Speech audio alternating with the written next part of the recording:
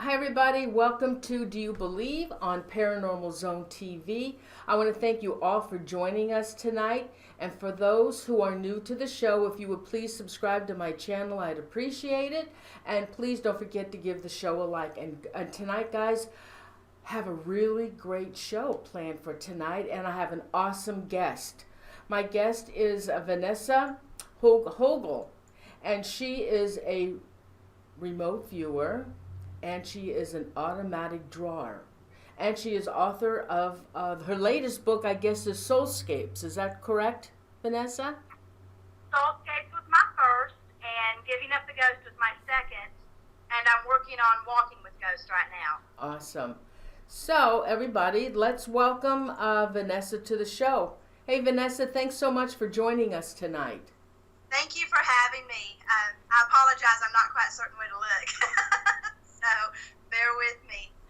It's a pleasure, really, to be here. Thank you very much for asking. Oh, my gosh, you're welcome. Would you tell the viewers a little bit more about yourself? Is there any more you'd like to tell them? Oh, good gravy. I've done this most of my life, and, talked with spirits and such. Worked with some different teams here in Oklahoma, and recently, over the last year or so, branched out and worked with teams, both stateside and overseas, and have had really good progress with that, really good luck with that. And matter of fact, that's where the idea for the third book came from, was the travels that I've done and the different paranormal experiences that I've had on those, and that the people with me have had on them. So it's been a great year. I can't wait for the next one. And you're remote. So when you so what are we going to do tonight? We have 5 cases, and I'm going to read a synopsis on each 5 cases, but each case we do individually. And Vanessa, what are you going to do for us on these cases? Well, what I'm going to do is listen to what they tell me and automatic draw. Or just relay the information that they're telling me in hopes that maybe that means something to somebody out there, hopefully a lead, maybe. I would love that if that happened. Maybe find some closure for people who are curious about it. I highly recommend checking me out, making sure, double check everything I say. I have no problem with that. All right, so let's start with the first case. Okay. All right, the first case is the Hinterkaifeck mysterious murders, and actually Hinterkaifeck is now actually Bavaria. Now this is a really strange, bizarre, it was a puzzling crime most puzzling crime in German history. Andreas Gruber lived on a farm in Hinterkaifeck, Germany, with his family and maid. Shortly before the murders, Mr. Gruber spoke to a friend in town about some strange things he was seeing on the farm. Mr. Gruber claimed that he noticed strange footprints that led to trees, but none led away. He also claimed that he heard footsteps in the attic, finding an unfamiliar newspaper on the farm. Furthermore, the house keys went missing several days before the murders, but none of this was reported to the police. 6 months earlier, the previous maid had left the farm, claiming it was haunted. She had told the family, "There's no way," she said, I am staying on this farm." She was scared to death. She was hearing voices, hearing things up in the attic, and it actually really, really scared her. So she left. And so they hired a new maid, a Maria Baumgartner, and she arrived on the farm on 31st of March, only a few hours before her death. Sometime during the night of March 29th, on that Friday evening, it cannot be said for certain, it is believed that Andreas Gruber, his wife Gazilia, who was 72 years old, and Andreas Gruber was 63, as well as their daughter Victoria, 35, and her daughter Gazilia, who was 7, were somehow lured into the barn one by one. and they were killed. Now the proprietor, they don't know if it was one killer or two killers, then went into the house where they killed 2-year-old Joseph. And he was killed in his crib. And he slept in a cot in his mother's bedroom, as well as the maid Maria Baumgartner, who was 42, in her bedchamber, who was unpacking some items from her suitcase. Now this the 2-year-old Joseph was rumored to be the son of Victoria and her father Andreas, who had an incestuous relationship. When the police arrived, they discovered a bizarre scene.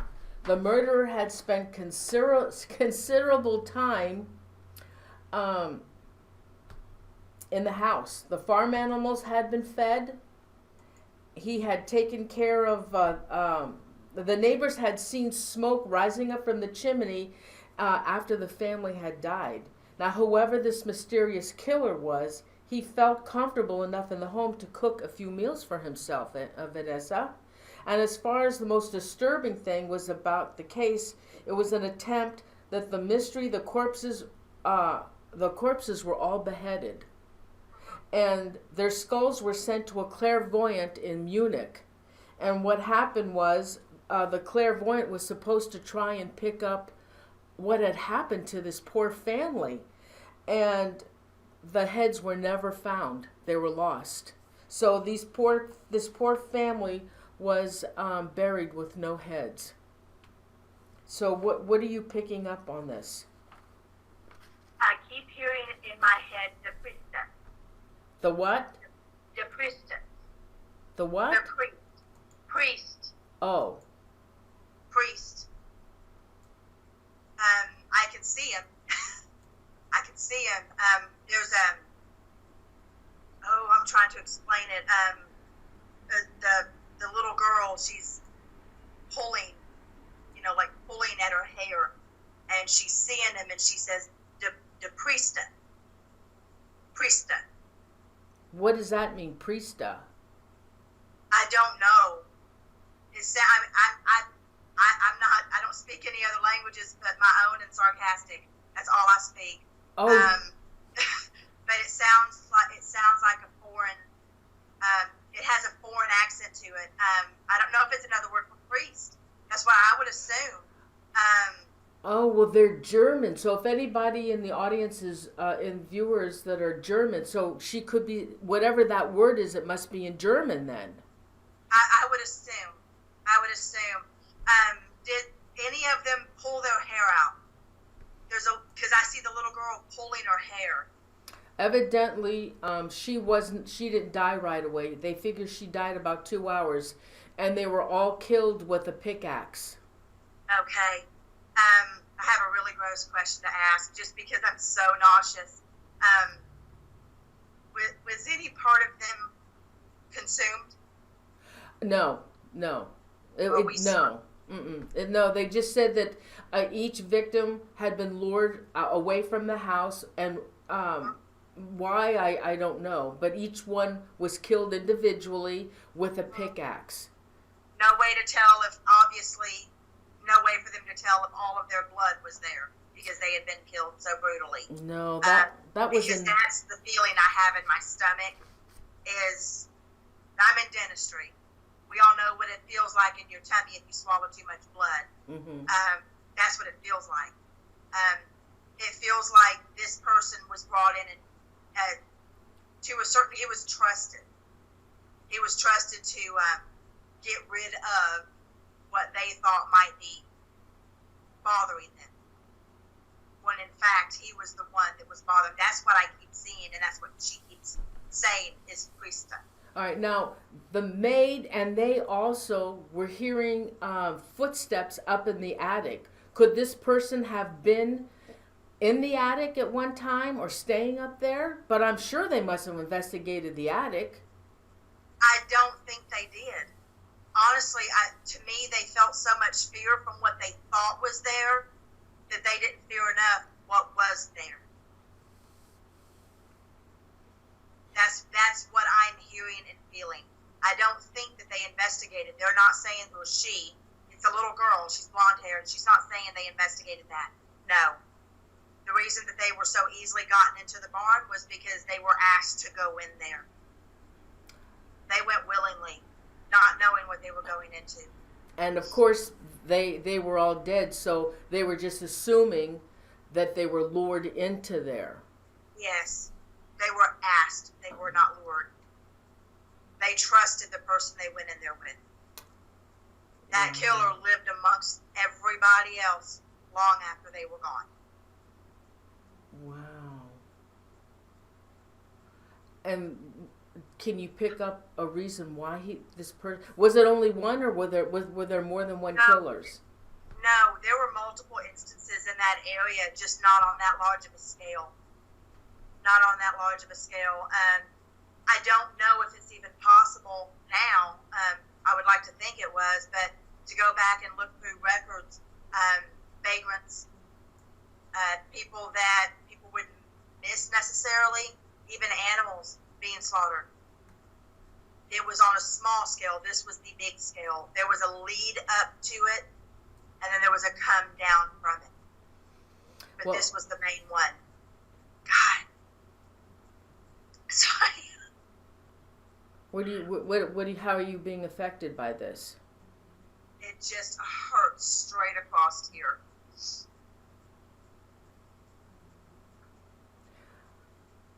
Sorry.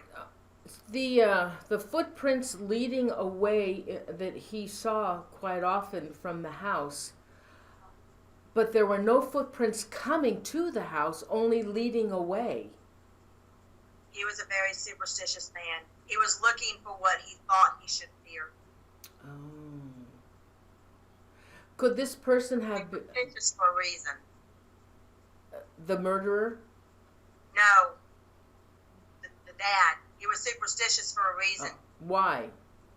Because he had reason to fear his own mortality. Oh. He was not the man that everyone thought he was. Wow. Much more to this story. Is there anything else you can tell us about it? Because there isn't much written up about it. There won't be. It would be very interesting. I don't even know if they would have any way to track genealogy, but there are multiple siblings to those who were murdered. Multiple. Do you? Wow. Are you getting any images of anyone? For these particular people, yes. I can draw you the priest. You're drawing somebody? I can. You want me to? Who are you going to draw? The priest. The one who killed him. Okay. Okay, just give me 1 minute, all okay? right. It won't take long. So, I know... I'll listen. You can keep talking. Oh, okay. Yeah, go ahead. Okay, the German word for priest is priester. So you're right. It's a priest. Thank you, Nicole. Thank you, Nicole. Okay, so why in the world would a priest kill a family? Oh. They have their reasons. Okay. Keep talking. I'm good. I can do this and talk. Okay. No, something's really strange. Oh, if the news or the authorities knew that Victoria and the father had an incestuous affair, I wonder how they knew that. Because it seems like this family kept to themselves, that they weren't. They didn't go. I mean, I just get the feeling they kept to themselves on this little farm. Because there were more than just her. There was more than just her. It wasn't just incestuous. He was a pedophile. Oh, really? Uh-huh. Well, maybe that's why. Well, I could see if the priest wanted to kill the father, but why the whole family? Because one sin is everybody's. Did the mother know what was going on? Yep. Wow. I'm almost done. Give me a second. All right. Do you... This guy was young, by the way. He wasn't old. He was very, what you would call vigilante-ish. Okay. He would have been new to the area somewhat. Would have been versed in what people would call back then the dark arts. It's not that way. It's not white. It's not black. It's all gray. You and I have talked about that. He would have been well versed in that. So I'm just getting a touch on his hair here real quick. Give me just a second. Yeah. He was a good looking fella. Really? Yeah. Royce says that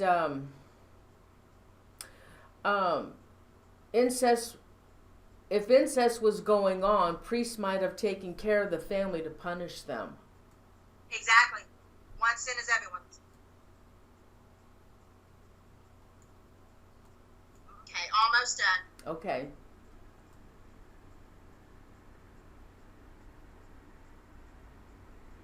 I'm going to hold it up, okay? Okay, sure. Okay, here, let me put a full screen on. All right, go ahead. I got you full screen. Oh, interesting. He does look, he does have a German look to him. Wow. And that's what the little girl is showing me. Interesting. He's not somebody that you would have looked at and thought he's going to hurt me. You know? You would have thought, oh, nice young priest. Score. Wow. Not so much. Wow. Unfortunately. That's very interesting. Then, but okay. So what can you tell me about what were the noises coming from the attic? Was there somebody actually walking around up in the attic, or were they just hearing noises? Both actually. Drafty attic. There were sounds coming from it too that would have sounded spooky, but it was a draft. And animals, not pigeons, with the birds, white blackbirds, but not ravens, up in there. That's all they were hearing. That and their own guilt over the situation. Wow. Exacerbated the entire thing. It's what led to their deaths. Wow, that's very interesting. Very it's interesting. Weird I'm hearing that little kid, but it's true. Is there anything else you can tell us about that case? It would be great if it could be reopened, and if they could go back, because I actually believe that they could find some closure. There were clues that they just missed because they refused to look at the obvious. Wow. Now, do you do these remote viewing for like the police department or law enforcement? I have. Wow. How much luck do you have with that? I have worked with 3 different families associated with law enforcement, and with one particular law enforcement specifically who contacted me, and I've been successful every time. That doesn't mean I will be successful every time. I don't ever want to make that claim. That's a high hurdle to jump. It makes me more nervous, I have to be honest, doing those cases, because I am absolutely terrified of being wrong. What if I miss something? What if I cost them the ability to find their child, or the deceased? What if I miss that? We're not all 100%. I've been very lucky that I have been thus far in those instances, but there's always that one chance. Mm-hmm. That scares me. It absolutely terrifies me. Well, This is very interesting about this case. Wow.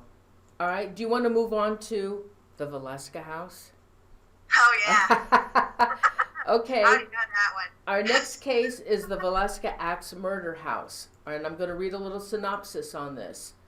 Let's see. Around midnight on Sunday, June 9th, and Monday, June 10th, in Villisca, 1912, in Villisca, Iowa. Long before serial killers and mass murders had become a way of life, 2 adults and 6 children were found brutally murdered in their beds in the small Midwestern town of Villisca, Iowa. And the events leading up. Lena and Ina, hold on.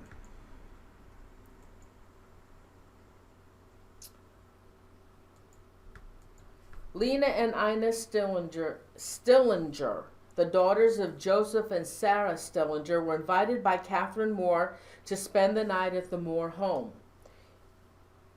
They were at the Children's Day program at the Presbyterian Church, which was an annual event and began approximately 8 p.m. on Sunday evening, June 9th, according to witnesses. Sarah Moore coordinated the exercises. The Moore children, as well as the Stillinger girls, participated. Josiah Moore sat in the congregation. The program ended about 9:30 p.m., and the Moore family, along with the Stillinger sisters, walked home from the church, and they entered their home between 9:45 and 10 that evening. The following morning, approximately 5 a.m., the Moore's neighbor next door stepped into her yard to hang laundry. Now, when she stepped out into the yard, approximately 7 a.m., she realized that not only had the Moores not been outside, because the children are normally outside playing early in the morning, the house seemed unusually still.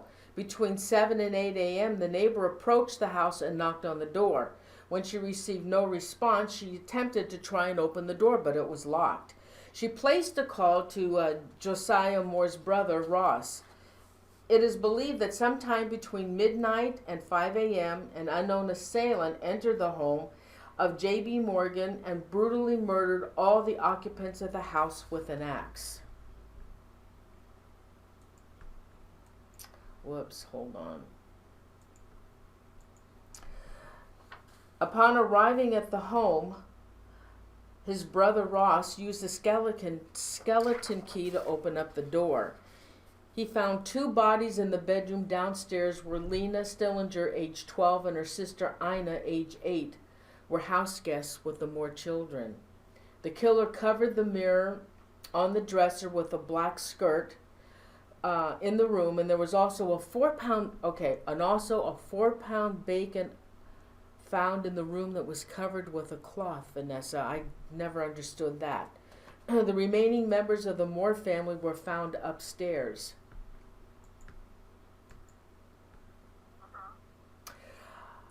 In their bedrooms, every person in the house had been brutally murdered. Their skulls were crushed as they slept.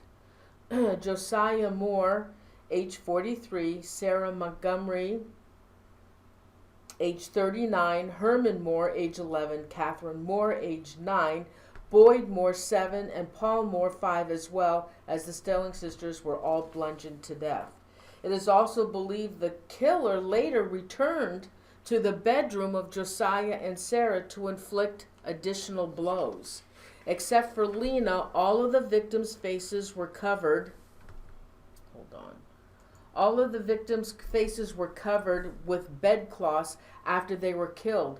Lena had her nightgown pulled up and she was not wearing any undergarments, suggesting the killer knew his victims quite well.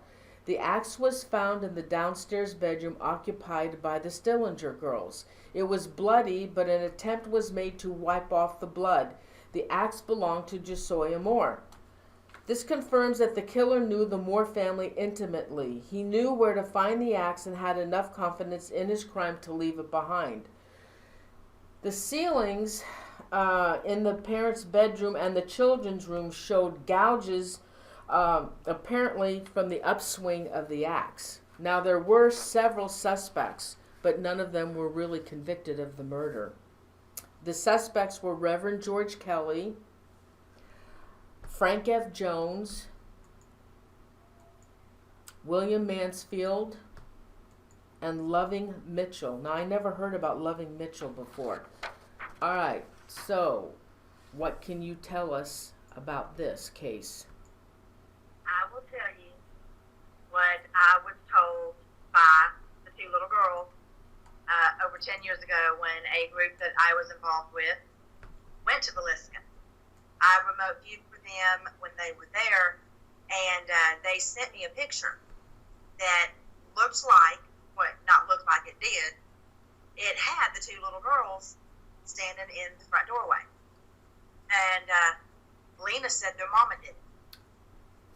Now, this is what I was told, that the mom, which is Sarah, was actually the one who bludgeoned pretty much everybody, who killed pretty much everybody. She was having an affair with Ross, who is Josiah's brother, and when Ross kind of got his senses about him when he's in there helping her out, he decided, no, I can't do this, and he killed her. Josiah was the one that had the worst injuries. He was completely unrecognizable with the axe. Everyone else was pretty much with the handle, wasn't with the metal part of the axe. As far as the bacon goes, Ross took care of that. Ross made it look like there was somebody else there. He was the one that did this with Sarah. Okay, well, there was a slab of bacon in their room, but also there was a slab of bacon in the kitchen as well. Mm-hmm. Anything to make somebody look crazy that went in there and did it. When in fact, it was a crazy woman who thought she was going to be able to be with her husband's brother. I have no doubt in my mind. That's what I was told 10 years ago by those little girls, and it has not changed. Their uncle killed them? Yeah. No, Lena is the one that told me.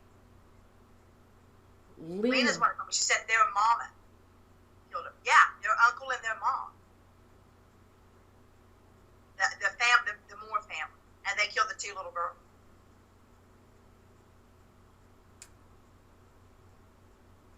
No, in fact, the two little girls were I don't know, pawn's not the right word. They were like, what do they call it? The red herring?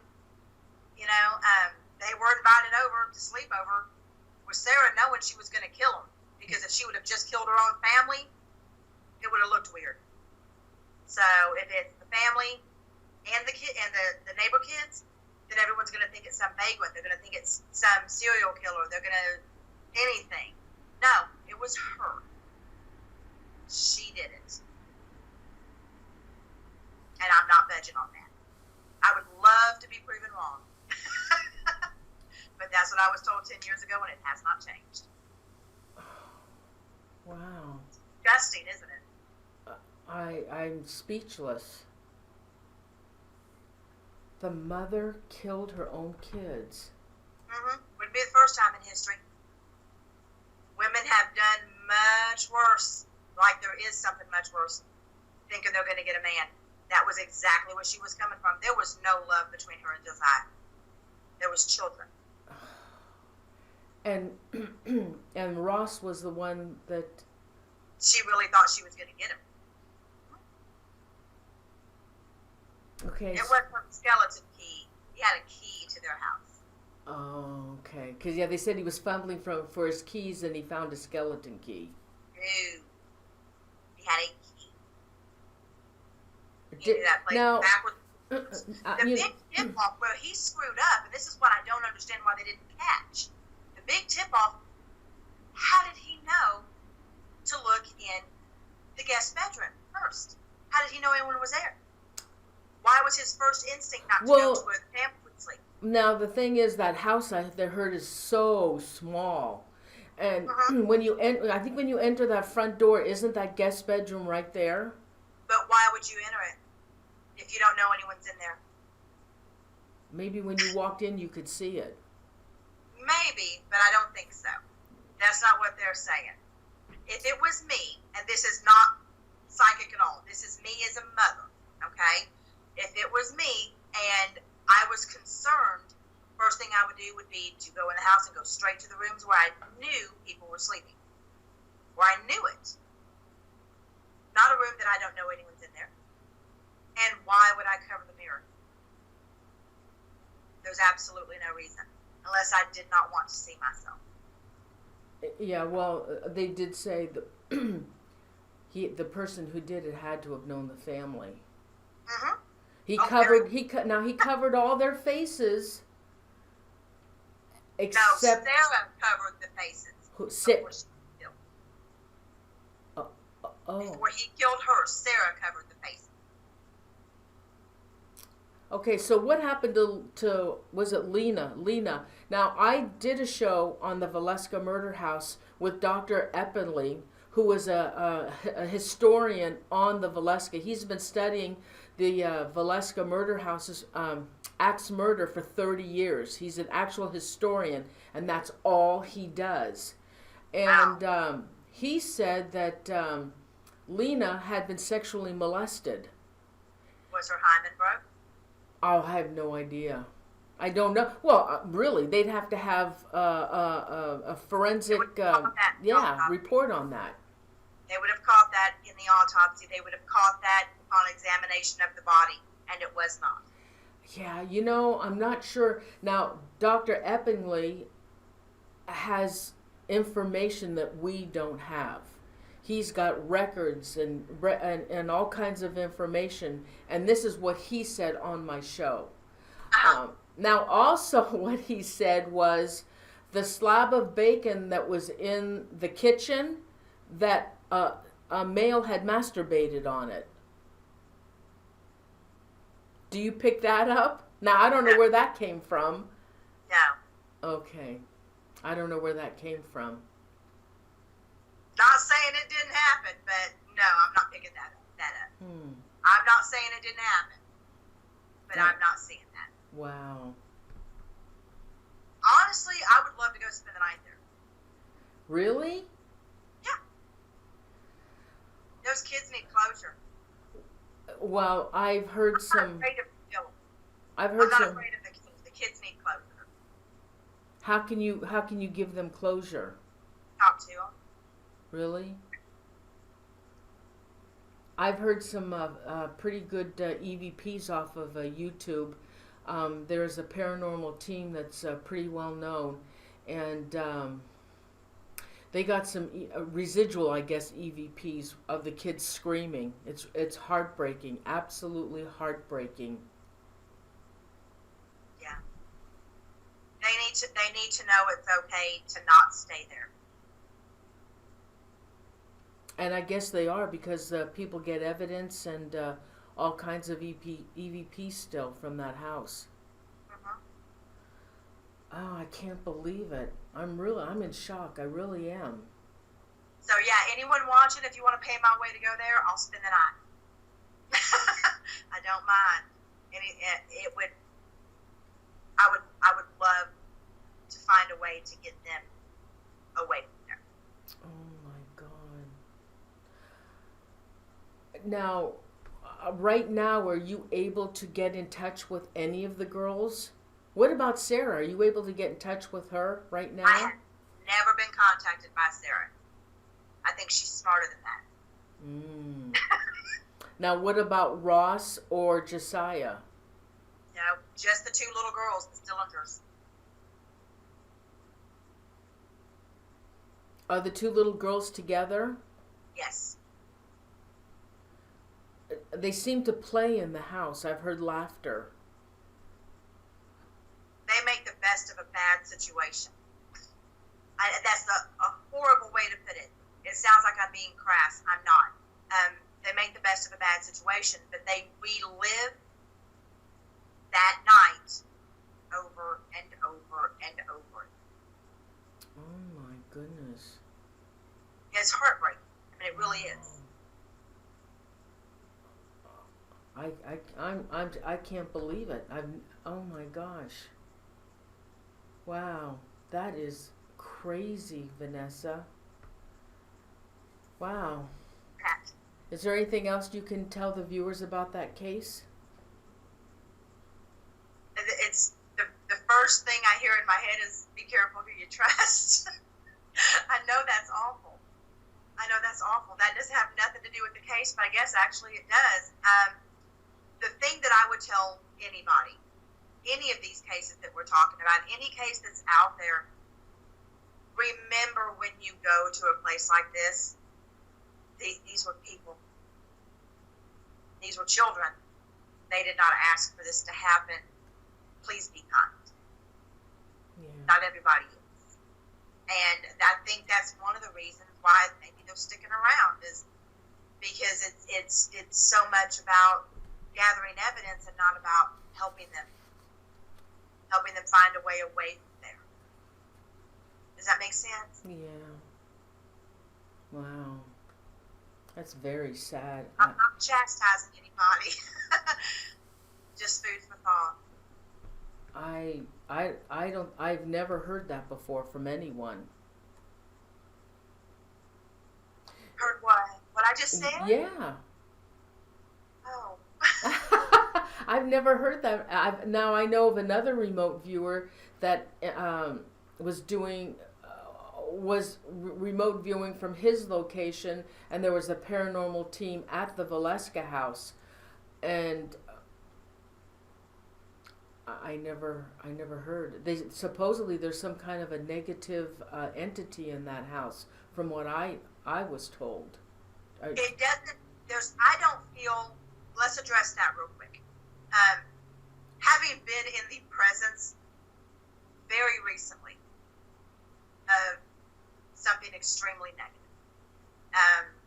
I will never make that mistake again, thinking that something is a negative entity, when in fact what it is somebody who is unbelievably ashamed or angry or resentful or guilty, and it comes across. I mean, anger, if you're, I've said this 100 times, if you're a poopy person in life, then you're a poopy person in death. That's just the way it is, 9 times out of 10. And a lot of times that comes across as extremely negative, and people assume that's a negative entity. Well, you're talking about a house where somebody took an axe to people. I mean, they chopped him up like crazy. Beat the tar out of him with the handle of the axe and everything. There is going to be a insurmountable amount of negativity, but not a negative entity. There is a difference. Trust me. Anyone watching this, trust me. I know it now myself after 44 years, 16 years doing this. I never want to come into contact with that again. I would not willingly put myself in that position. When you do, if you do, you will know the difference. Wow. Okay, do you want to do the next case? Well, sure. Oh my goodness. All right, this is on the Sodder children disappearances, and I will do a little synopsis on this. Okay. Wow. Okay, on Christmas Eve, 1945, the Sodder family home in Fayetteville, West Virginia, burnt down. The cause was traced to a defective wiring, despite the fact that Christmas tree lights were still on after the fire started. The Sodder children who survived the fire were Sylvia, age 2, George Jr., 16, Marion, 17, John, 23, and Joe, one other son who was serving in the Army. The missing are Maurice, 14, Martha, 12, Louis, 9, Jenny, 8, and Betty, 5.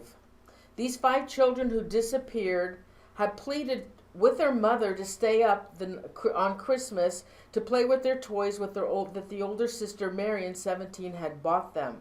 Their mother, Jenny, agreed to let them continue playing, and then she took the youngest child, Sylvia, to bed with her, who was 3 years old. As Jenny Sodder began to drift off to sleep, at around 1:30 a.m., she was awakened by a sudden loud noise. Then it sounded like a rock or a ball hitting the roof, then rolling down the side of the house. Not long after that, she smelled smoke in one of the rooms in the house that was and there was a fire in that room. Jenny and George rushed through the hallway screaming for everyone to get out of the house. The flames and thick smoke spread at an alarming rate.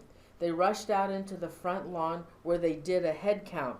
2-year-old Sylvia was there because she slept with her parents in the same room. Marion, 17, John, 23, and George Jr., 16, all managed to escape from the upstairs windows, but the other children were nowhere to be seen. Believing that the fire was a cover for an abduction of the children, George and Jenny Sodder spent a fortune on detectives to investigate. There were chilling reports came trickling down in and after the photos of the children were distributed from people who had claimed to have seen the missing children. They were alive and well days after the fire. Sightings of the children popped up all over the place, with rumors swirling that they had ended up in an orphanage or had even been kidnapped by the mafia due to the fact that the Sodders were of Italian descent and George's business was coal, an industry influenced by the mafia at that time. One morning in 1968, Jenny Sodder went out to her mailbox to find an envelope addressed specifically to her, and it was postmarked from Kentucky with no return address. Inside the envelope was a picture of a young man. Let me show you the picture. In his mid-20s, who bore a striking resemblance to their son Louis, who was 9 at the time of the fire. Back of the photograph was written a mysterious message. Louis Sodder, I love brother Frankie, little boys, A90132. Now that was in a zip code in Italy. By the end of, hold on for a second. The Sodders became so convinced that it was their son, they hired a private investigator to go over to Kentucky to try and track down where the letter had come from. In an eerie turn of events, the private investigator vanished without a trace and was never heard from again. The identity of the photograph, the origin of the letter, the meaning of the cryptic message written on the photograph, and what had become of the missing investigator has never been found and remain a mystery to this day. George Sodder would die in 1969, having never found out what happened to his beloved children. Jenny Sodder passed away in 1989. The remaining Sodder family continued to follow up on any leads on the case, never coming closer to anything to find out what happened to their siblings. In the end, there was only one child left, and that was Sylvia, who had been a mere toddler at the time of the fire and is now an elderly woman who claims the chaos of that night is her earliest memory. She believes that her siblings did not perish in the blaze, continuing to spend her time searching for any clues, but everything comes to a dead end. And the coroner's report declared them legally dead. The case has never been solved, and it's been closed. So what can you tell us about the Sodder kids? There was a mafia. That's not the way you think. When he came to this country, because he was not born here, and that's the dad, who they call Papa. When he came to this country, because he wasn't born here, I believe he was young, very young.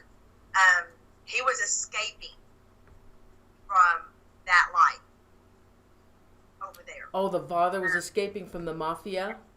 Yes. He was escaping from that life over there that his family was involved in. He knew, his wife might not have known, he knew where his kids were. Not where his kids were. He knew they had been taken. He knew who they had been taken by. He just didn't know where they were. The thing was, it was what was was supposed to be set up as as getting the kids out of there because of issues that he had with mafia ties, being the business that he was in. He never expected them trying to kill him as well. So the people that he, decided to get back involved with in family-wise and get his kids to safety, those young kids to safety, those kids didn't ask to stay up. Those kids were told to stay up. Period. Okay, because in the morning, well, I guess she had come to check on the kids and assumed they had gone to bed. And when she checked the front door was unlocked. Yeah, there was no struggle. Those kids were not fighting. Maurice, he's what Maurice. He's the 14-year-old, right? He's the one that says, he goes, Papa knew. Papa knew. So that's the thing. Papa knew who they were with. Papa just never knew where they were being taken. He also did not know that they were going to try to kill the rest of them. It was straight up mafia. So the mother then that night, so the kids did not plead to stay up. She told them to stay up? Yep. Dad was involved in some stuff. So it was an attempt to get at least half the kids out of there. They were going to keep the youngest with them. The other ones were older. They would be easier to deal with. Get the ones in the middle, get those middle young ones out of there. They just had no idea that the people that they were getting them out of there with were going to, in turn, try to set their house on fire. So what happened to the kids? They ended up in Italy.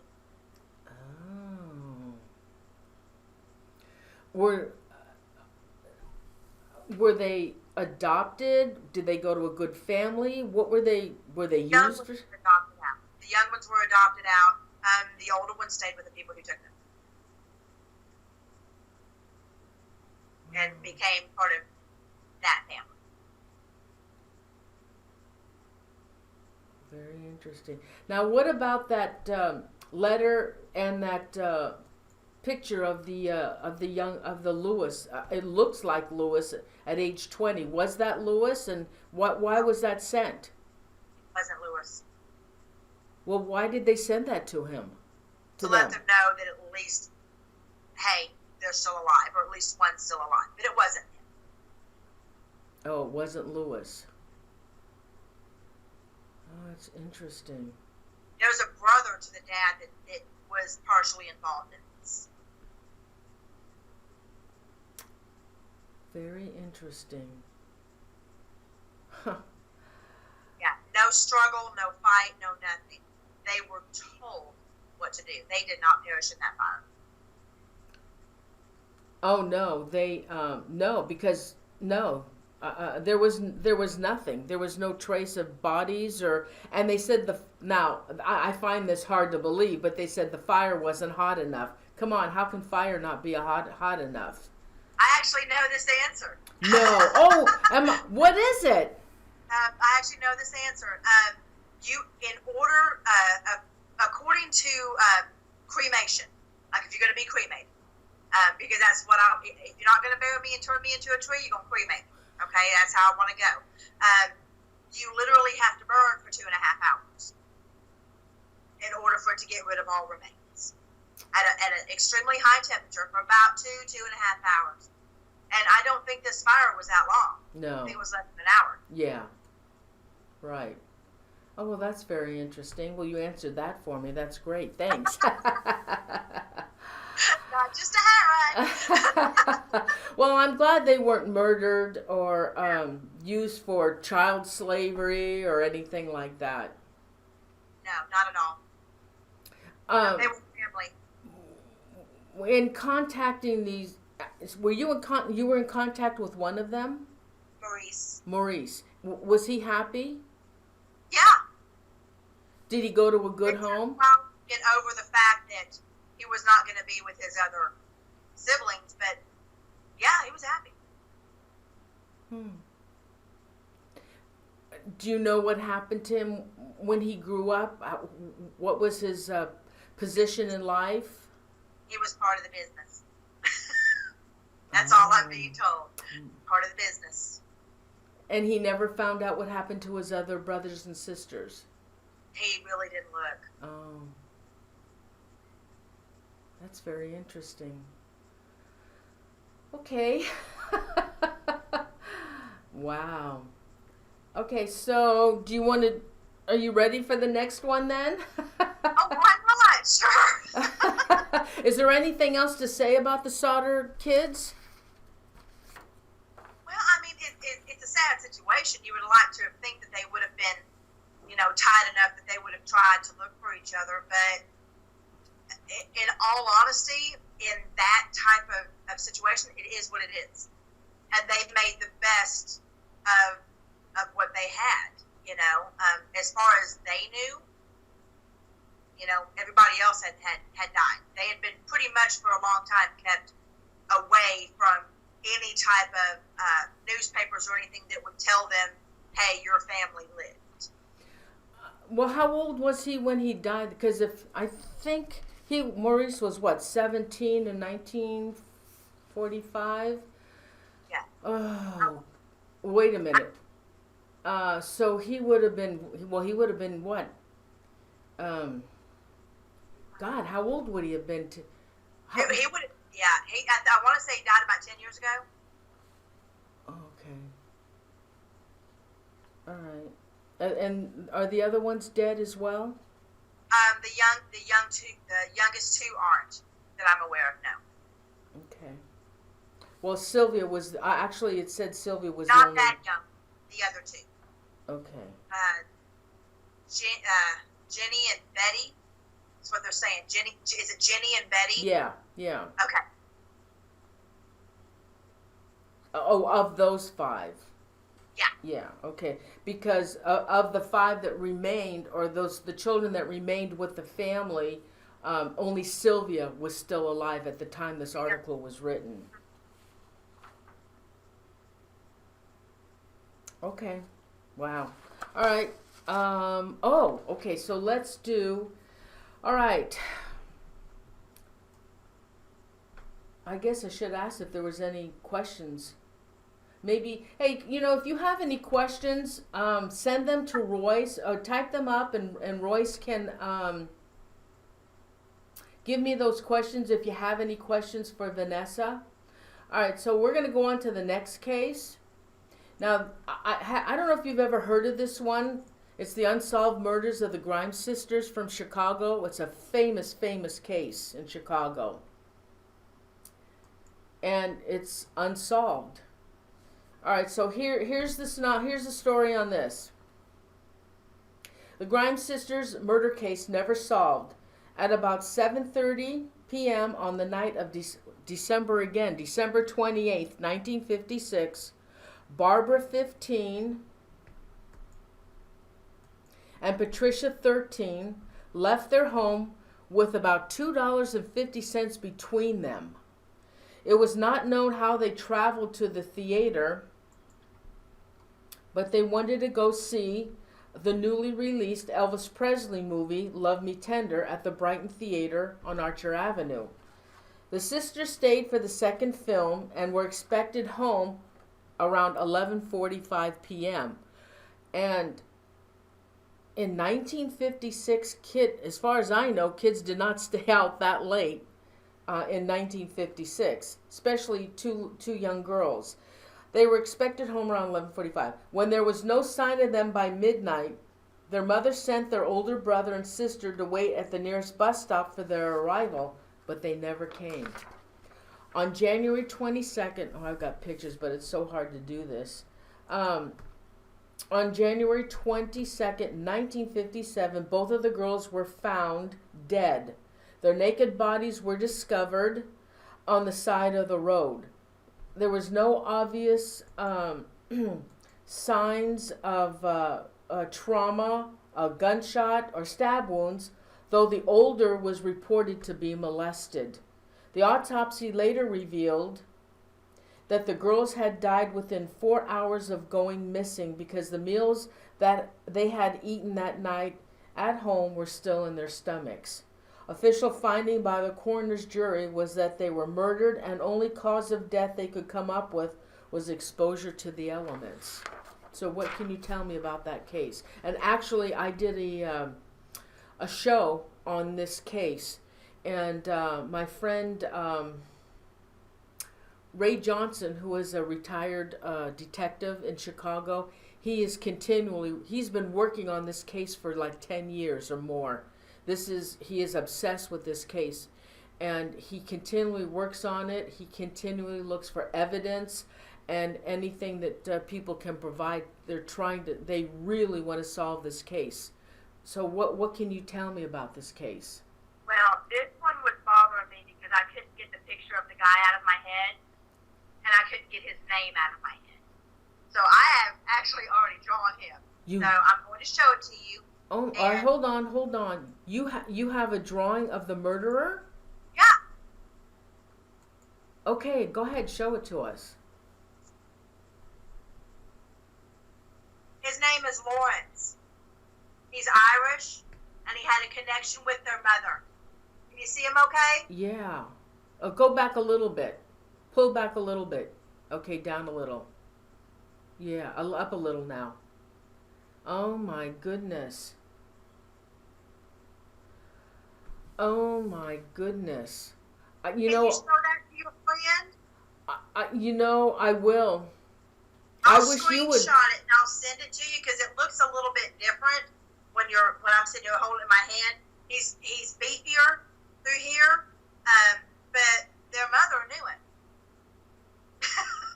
She knew it. Now, how did the girls get home from the theater? Okay, they were supposed to take a bus. Oh, and what happened? I know they had gone to a coffee shop, and then he saw them and said he was going to help take them home so they wouldn't have to take the bus. That didn't happen.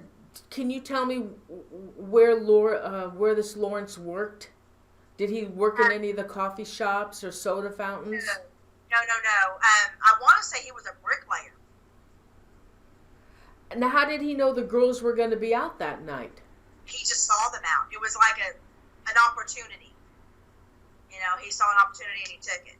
Why did he want to kill them? Because he could. Has he killed any others? More sexual violence, not so much killing. They were more killed because he didn't want to get back to their mom what he was doing. Because the sexual assault on the oldest daughter happened before she died. Oh. So it was more like a crime of opportunity, as I guess what they call it. Wow. But yeah, I don't know if it's his first or his last name, but it's Lawrence. And he's Irish, but he's got blonde hair. He doesn't have dark hair. He's got blonde hair. Mustache, obviously. Low slung eyes. I mean, he's got that kind of hangs down on his eyes. And a little bit beefier. He's not a stocky fella. He's not a big dude, jovial kind of face. I mean, if he smiled, which he's not in my picture, but if he smiled, he would be, cheerful. Is he still alive? I don't think so. He's not going to come to me if he is. But no, I'm not getting that he's still alive. Oh boy. Okay. That's very interesting. He would have been about, I want to say 36 when this happened. Do you know what kind of a car he drove? Can you see his car? I see in my head is oh goodness, it's like that, that like powdery metallic blue, the long, like a Thunderbird, but not the long like the boat carts, white vinyl top. 1945. I don't know if they had Thunderbirds in those days. I know there was mostly Chevys and Fords, Dodges. What color was the car? A metallic powder blue? That's what it looks like to me, but it's nighttime. So it could be more silver, and it's just the lights from outside beaming down on it. But it is a light metallic. All right. Now, the girls, they said, were killed 4 hours after they were abducted. What did he do with those girls within that 4 hours? And how did he Really, kill them? What? you really want me to say? Oh. Well, they said only one had been molested. And one had to watch. No. Well, okay. Now, how did he kill them? Because there were no marks on the girls. Suffocation. They weren't strangled, so how did he do it?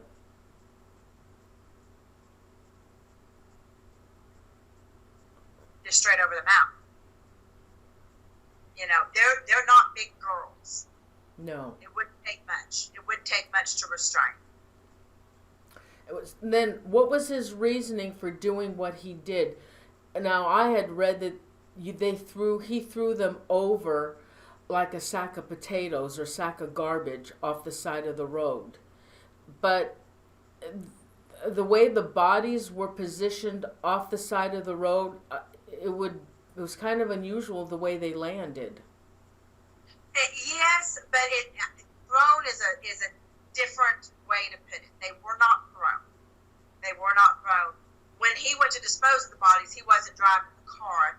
They were in a truck. So I would not say thrown. I would say rolled.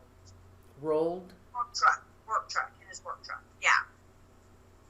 But Interesting. it wasn't like throwing away trash. It was just like, I'm going to put them here. Someone will eventually find them. That way they're not out here too long. Damn. And what was the reasoning for them not having any clothes on? Because evidence is all over that stuff. Oh, gotcha. All over that stuff. Okay, that makes sense. Yeah, that makes sense. Wow. Did somebody else know about the crime that he committed? No. No. He never spoke of it again.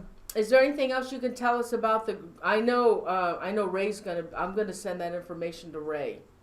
Okay. All right. I'm very interested to hear what happens with that. All right, and we have one last one, and that's the Dyatlov Pass incident.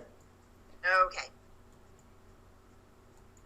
And let me just read a little. They have a lot of questions in chat, and they want to know a lot. And I want to know if some of them I want to know too, but we need to finish this, okay? Okay. In January 1959, a team of 7 men and 2 women, all aged between 20 and 24, set out on an ambitious trek in the sparsely populated Ural Mountains. They were led by an experienced hiker and skier, Igor Dyatlov.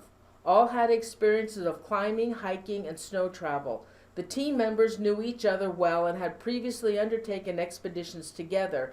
They were well equipped and planned their route in advance. The goal of the expedition was to reach Orten, a mountain 10 kilometers, which would be 6.2 miles north of the site of the incident. This route in February was estimated at a Category 3, the most difficult.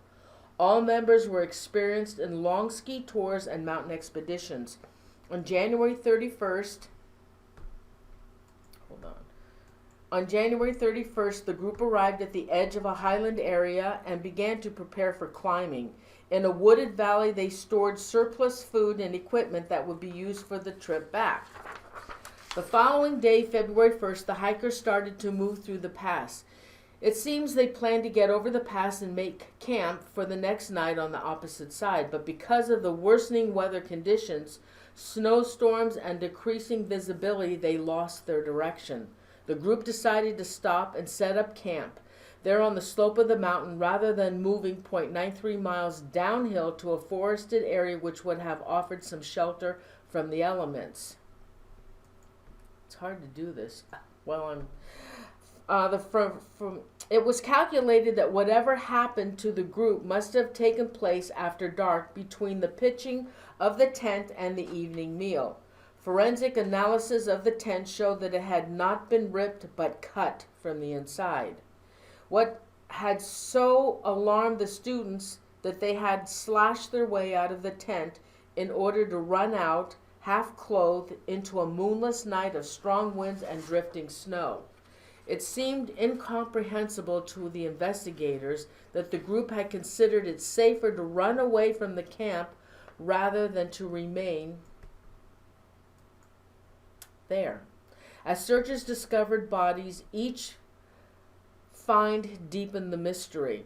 The bodies of the hikers were widely dispersed and were all poorly dressed. Only one had a hat and all were missing shoes.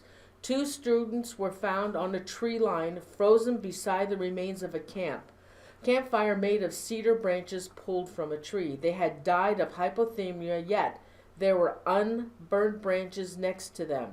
Some of their clothes had been cut. Other hikers seemed to have been attempting to return to the tent when they died. 5 bodies were found, but in deep snow and absence of tracks hampered the search for the remaining 4 hikers. There were no hope of finding them alive. When the May thaw came, the remaining 4 bodies were discovered, compounding the mystery further. In a ravine, 4 bodies were gathered and on and near a bed of matted branches with loose items of clothing nearby. They were marginally more warmly clothed than others, but all lacked shoes. Autopsy revealed that 3 of them had sustained life-threatening blunt force trauma injuries. Hold on. One was missing her tongue, eyes, and part of her lips. One had one of their eyes gouged out. There were major skull damage, major chest fractures, comparing it to a force of a car crash. Some of the clothing was radioactive. Relatives later described the bodies as having orange skin and gray hair. Diaries and cameras found around their last campfire made it possible to track the group's route up to the day preceding the incident. The authorities closed the investigation as unsolved. Now, also in that tent, they had found a note, and it was written on a little piece of paper or a cloth, because I did a show on this. And they believed one of the females wrote on that piece of paper that I know now what a snow beast, that I know now that snow beasts exist. And the capture from the camera is the image I'm showing now, which looks like a Bigfoot. So what can you tell me about this bizarre case? In all honesty, and as much as I want to believe, and I do believe, so I'm going to take that back. As much as I want to believe in snow beast, Yeti, Sasquatch, Bigfoot, the whole kit and caboodle, it was a military thing. They stumbled upon something that they should not have stumbled upon. Who's Sasha? Who's Sasha? There was no Sasha. Sasha. It's a nickname. No, I don't know, because when I did the show, we didn't have anybody called Sasha. There's a nickname. There's somebody called, it's a guy. He's called Sasha. Oh, okay.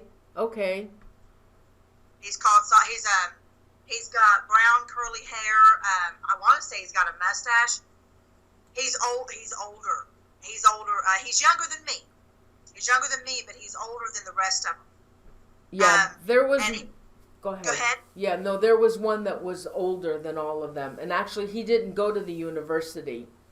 The others all had attended the university, a Polytech in Russia, but he didn't. Okay, because that's who I'm hearing. He says Sasha, so I'm assuming that he's talking about himself, and that's what I can see.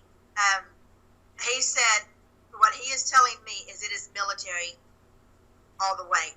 Not that they were sought out to be the victims of this. They stumbled upon something that they should not have stumbled upon. Then and in a sense, became part of an experiment. As sad as that is. I don't know if they caught it during autopsy or not, but the ones, not every single one of them. The girl that's missing the eyes and the tongue and stuff, she didn't have these, but there are small pinpricks and like back in here on them, and different areas of their body checking for levels of radiation. And it's like, I think like I told you before, it's that weird boom type feeling, that like rattles you from the inside out. Now, some of the bodies, I didn't want to show dead bodies on the show. No. I've already done that. And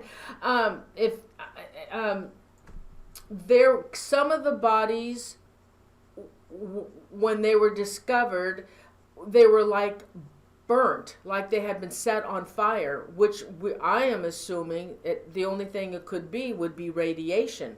However, some of the other bodies didn't have that. They were normally, they were stiff from being in the snow, but they weren't each body was in a different state of decomposition, which was extremely strange. Extremely strange. Talking about experiments.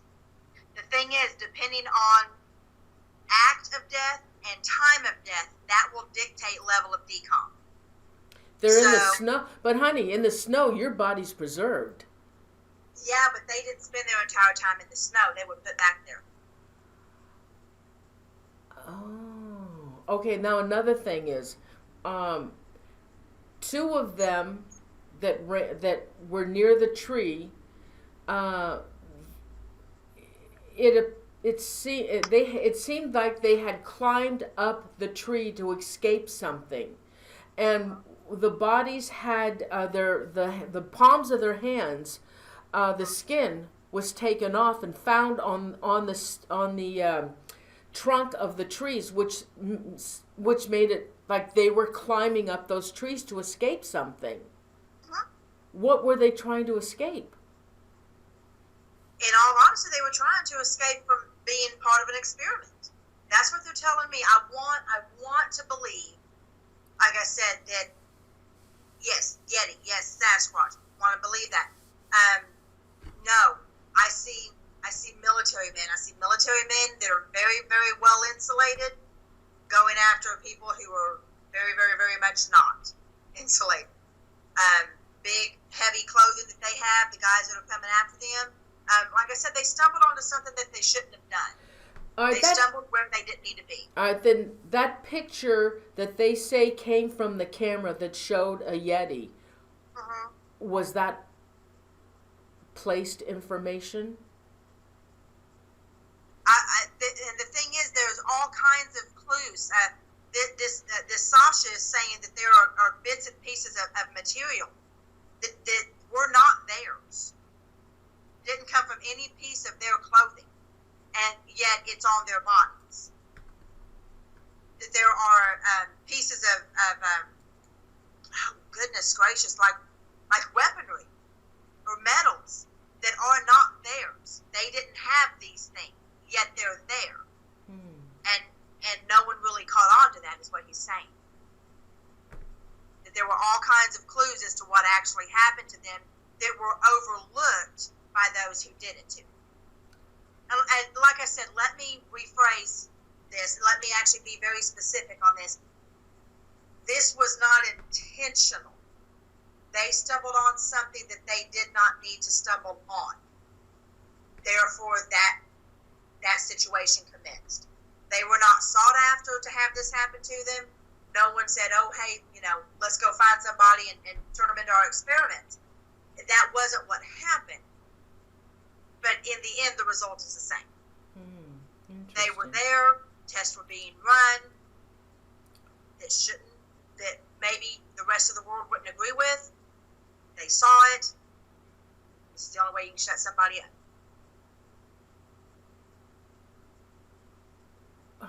And it was military. No UFOs or aliens were involved. Not that I'm aware of. No, he's not showing me that at all. Now, if you're asking me if I think that the government knows about UFOs, yeah, okay. Sure. Of course they do. But so I'm not ruling that out. He's just not telling me that. Now, according to the forensic files, her tongue was pulled out, and she was still alive. What? Why did they do that? Same reason they took her eye. Well, they only took one of her eyes. She might have been closest to the actual situation. There would have been nothing. You know what radiation does to something like that? It's going to show it up crazy. There's going to be no way to hide it. And one of the other hikers, the male hiker, I can't pronounce their Russian names. That's why I'm not going to say them. I don't believe both of them were gouged out, but I know one of them was gouged out. And those were the only two. One with the tongue and one with the eye gouged out. The other ones they didn't do that to. So what was the reasoning for that? Why only those two? Honestly, what I am seeing and hearing is that they showed higher levels of radiation. It was just evidence for whatever reason. There is no rhyme or reason. There's no clean answer to that. It's cover up upon cover up upon cover up, and the cover up continued far after they were buried. The cover up continues to this day. Well, those files have been locked up, but I understand I'm doing another show on the Dyatlov Pass incident with I can't remember, his last name is McCloskey. He wrote a book already on the Dyatlov Pass, and he was able to get to Russia, and he was able to get access to those files.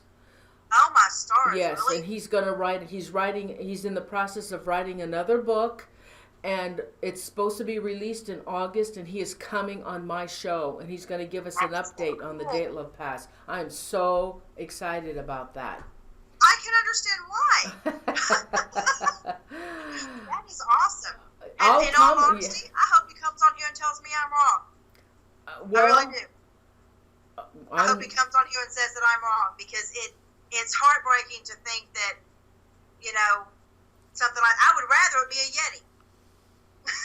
I really would. But that's not what I'm hearing. Wow.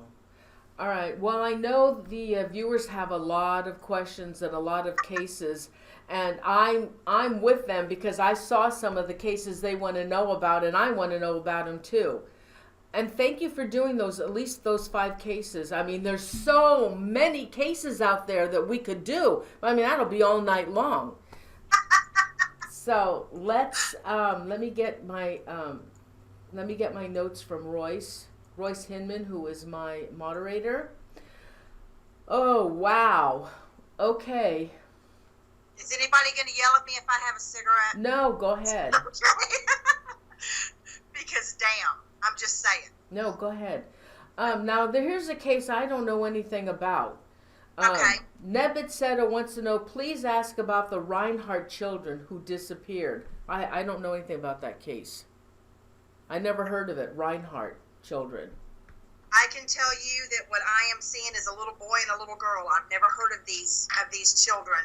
I'm not saying that it is a little boy and a little girl, but they are what I'm seeing, and for what I'm feeling in my heart, from what I'm seeing in my head, they did not make it past 2 days. They were gone.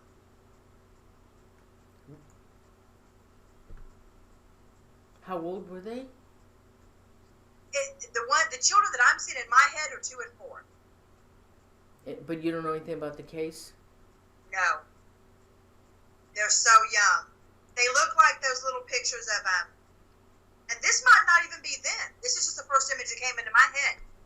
They look like the little baptism outfits? Yeah.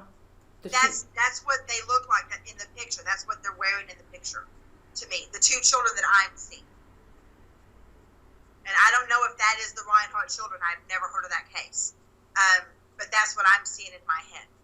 I see lots of water. Water?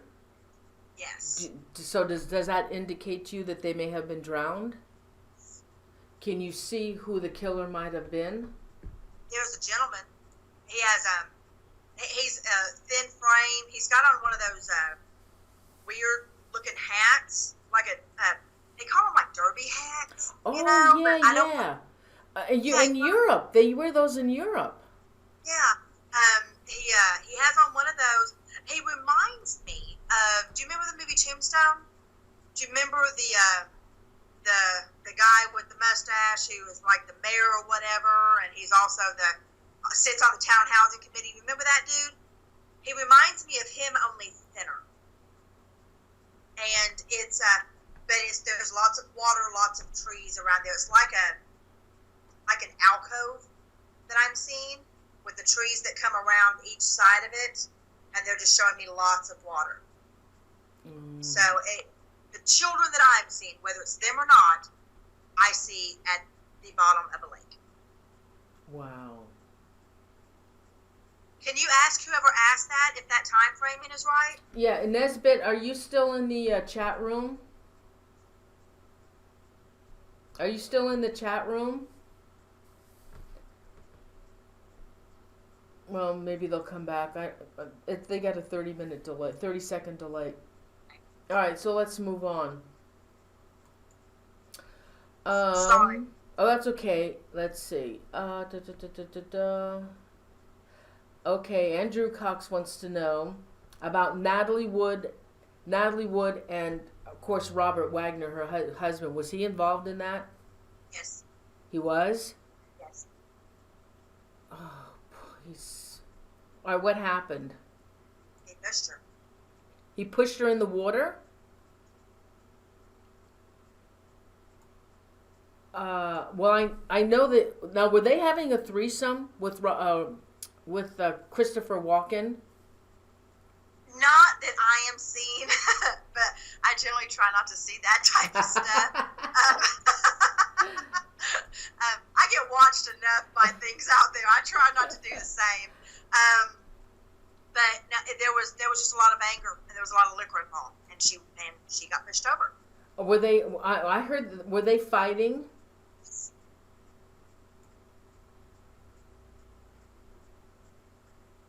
Were they fighting? Yes. Oh, they all got in an argument. Now, was Robert Wagner jealous of Christopher Walken? Robert Wagner was jealous of everybody. He what? Well, then why would he kill Natalie? Because everybody loved her. Oh my God. Oh, well, the sister says that he did it. And they tried to take him back to court, but I don't think anything happened. He'll never get convicted of that. No. All right, whatever you were asking Nedbit said about, they said yes. Okay, so the time frame is correct. Yeah. Yeah, that's I just see okay. So now that he said that, I don't know if these children came from money, but there's the area that I see their bodies in at the time that they were there was a wealthy area, a very wealthy area, like the Hamptons, I guess. But I'm not saying that's where it is, but it's like that. Okay, now, okay. Well, I'm really sorry to hear about Robert Wagner and Natalie Wood. Are you able to contact Natalie Wood? I've never tried.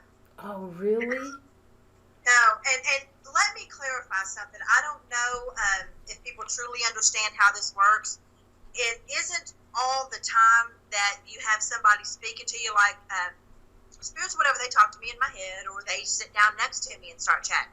It just whichever way works best for them. But there is also if I had to label myself or what other people have labeled me, it's called claircognizant, and you just know. It's just in your head. Somebody asks a question and it's right. So I don't know why. Half the time when I do tarot readings for people, I don't even have to pull the cards. Okay. I don't know why.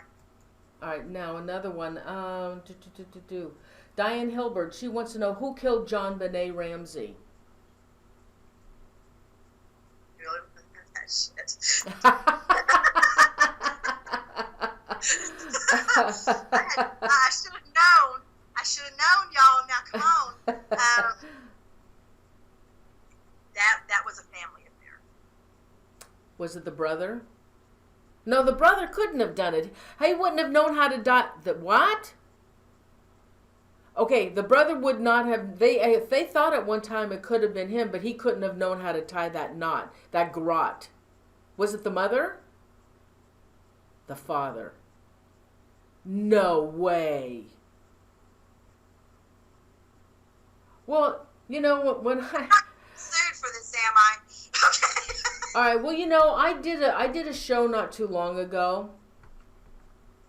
It was on Unsolved Murders, and the JonBenet case was one of those cases, and I remember so well watching the father and the mother on the news, okay, and being interviewed, and I told my husband, I said, Jim, look at these two. They have no empathy for their daughter. They don't even call her my daughter. You know, they don't even call her that. You could feel that there was, I could feel it, that there was no actual, it was like she was an object. There was no love. They had no love for that. I mean, my God, you know how when you have kids, you just love your kids and squeeze them and squash them.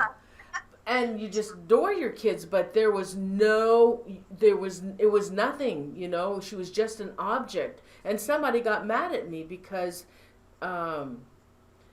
they said that she was on heavy medication because, you know, she had cancer and she finally died from it. But still, even if you do have drugs, you still have, if you have any love in you, you know, you don't act like that. What was JonBenet to the parents? Money. Oh, the money? But they had money. You could never have enough money. Well, that's true too. But I don't think they loved her. No. Not in the, okay, let me rephrase that, okay, because I don't want a bunch of people yelling at me here. Not in the way that you would expect a parent to love a child. My son is my life. He's my heart. That's my boy. You know, I would lay down my life for him. If something happened to him, dig a hole next to him, I'm going right in. That's just the way of it. For them, she was their child, yes, but she was malleable. She was what they were creating. They were living vicariously through her. Mm-hmm. And in a sense, that was exacerbated and amplified in her death. So the fame that they were seeking was at her cost. Yeah. Wow. Now, that's a thought that'll keep you up at night. I can't. Okay, there was that note that was written, and they said that it was her handwriting. I mean, they did analysis, and it was so close to her handwriting, but nothing ever came of that. I love it. I love it when people bring up the handwriting stuff. My ex-husband's handwriting, I can mimic perfectly. My mother's, perfectly. My dad's, perfectly. Do you know how easy it is to mimic handwriting? It's the easiest thing in the world. I was signing my own notes for school since I was in the 4th grade. Oh, so he must... Not hard. Did he write that letter then? She did. He did? The mom knew. Oh, she did. But it was her handwriting. It was the mom's handwriting, but it was the dad who did it. And the whole thing was a cover-up. Oh my God. Now, supposedly, JonBenet was molested. Exactly.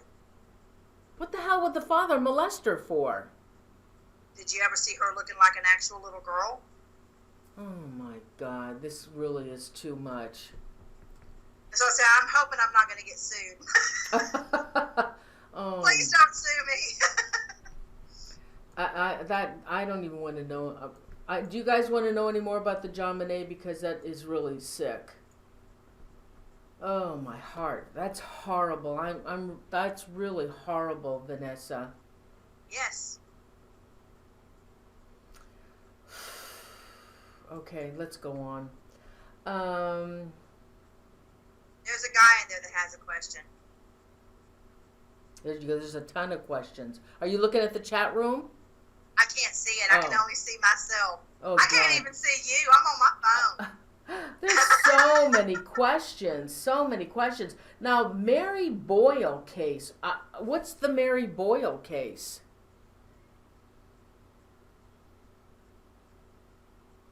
The only thing I'm seeing that I'm seeing right now when you say that name is a woman cut up. I see a woman cut up, and she looks like the Black Dahlia lady, but I don't think it's her. Okay. Ask them if that's what they're talking about. Frank. This one. See, I told you it was dude. Oh yeah, it's Frank. Hey Frank. I don't know about the Mary Boyle case. Can you help us out a little bit? Because I see a woman with stab wounds. I don't know if he's still in. We got 124 in there. Crap. Hey. Oh, I gotta ask you this too. And Karen wants to know as well. Okay, Frank, if you're still in there, get back to us on that Mary Boyle case. All right, the Keddy. Did I ask you this? Oh yes, I did. We talked about this. The Keddy Resort murders. Yes. With Sue Sharp and oh God, I did 5 shows on the Keddy Resort murder. You think I could remember their names?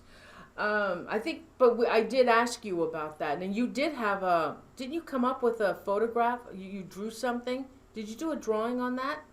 Yeah, I sent it to you. I don't have it with me right now. But the oldest boy that wasn't a family member knows exactly who did that. Well, there were two. There was a boy. Yes. What was his name? He won't talk. He won't talk. He was in the back room with two younger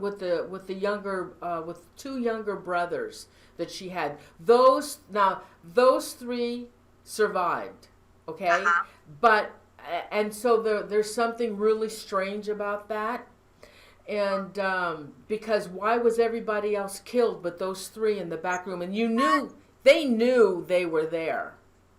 They knew. Do you hear that? What? There's somebody talking over us. Do you hear that? Did you hear that? I thought it was like a little bubble sound. No, there's a woman talking over us. What are they saying? She kept saying Shane. Shane? Oh, I'm going to write that name down. Why does that sound familiar to me? I said it, and then she kept repeating it.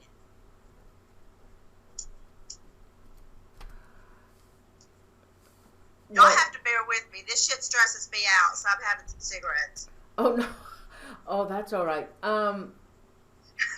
So, all right, and I can't remember the boy's name that was in the back, but he was older than the other, and I don't know why he was staying overnight. He was older than her younger brother. I mean, there was no reason for him to be friends with the little kid, and yeah, so Sue and the oldest son came walking in with his friend. And then the younger daughter, Tina was there. Now, we believe Tina was, oh God, she was not real. She was slow. She wasn't really mentally retarded, but she was slow, and she was very promiscuous, and she was in that cabin with them. And so they all got killed. Actually, Tina's body wasn't found till 2 years later. Her head was taken from her body. Now I don't know if they decapitated her or if being in the woods something happened. I don't know if an animal did that. We don't know. And there is more information coming out on this case. There's somebody that continually that lives in Keddie Resort area that keeps up on this case. But I don't know any more about it. But anyway, so and Sheila, who survived because she wasn't there that night. What did they do with Tina? Why didn't they kill her there? Because she was a little girl. But they did kill her.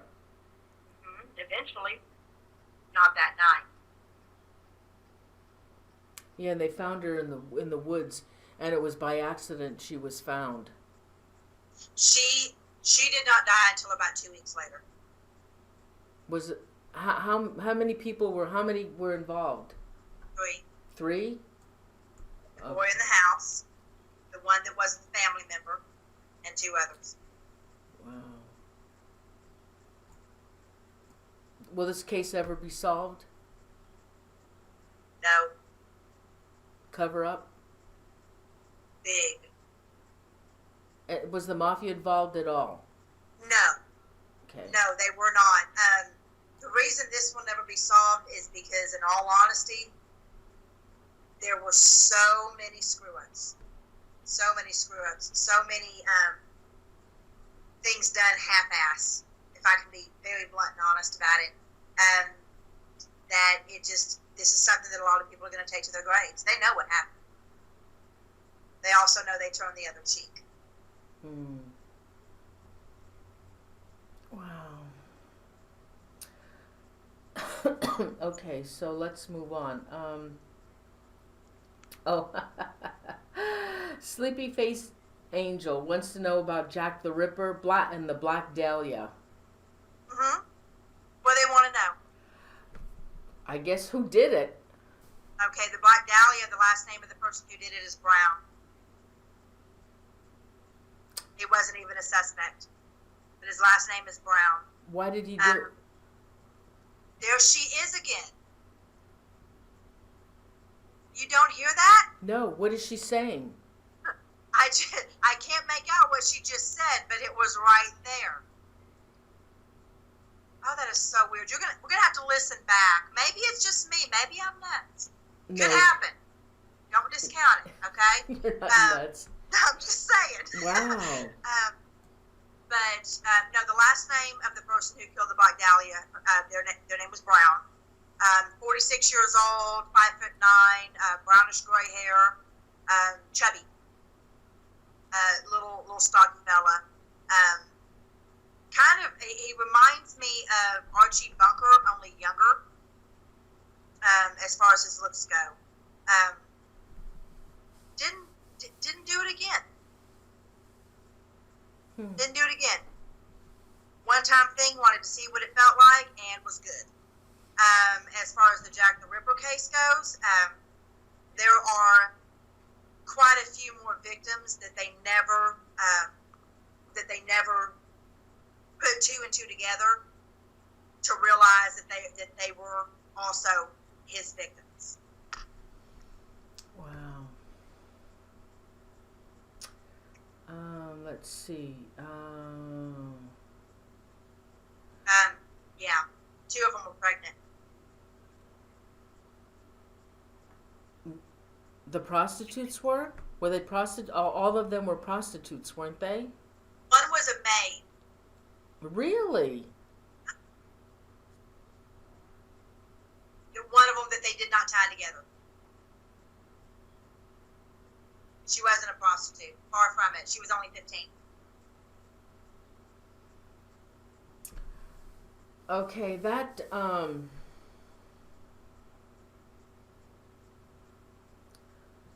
Linda Flygirl wants to know about MJ. Who is MJ and if he is still alive? Who is MJ? The only person I think of is Michael Jackson. Oh, Michael Jackson. Oh, come on. Really? Okay. I'm not making light of it, but no, the king of pop is deceased. Sorry. Oh, Royce is hearing it as well. I told you. Yeah, he said it's he's getting feedback, sounds of a woman and a kid. And my son is being super quiet in the living room. I'm in his bedroom because the light's the best in here. Oh wow! So Royce is very sensitive. Okay, that Mary, I thought that Mary Boyle. We did a show on Mary Boyle.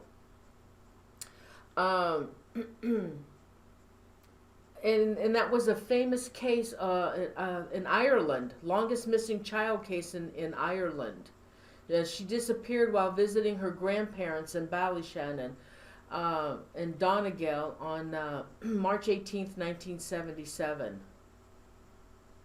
Let's see, child case is back in the headlines once again. Mary Boyle disappeared while visiting her grandparents. Can you pick up anything on Mary Boyle? I see a woman with stab wounds all over her. That's what I see when you say that name. I see a woman with stab wounds all over her. Do you know who did it and why? All over here. I can't see the guy who did it. Everything looks black. She was on her way to visit her grandparents, probably on a desolate road.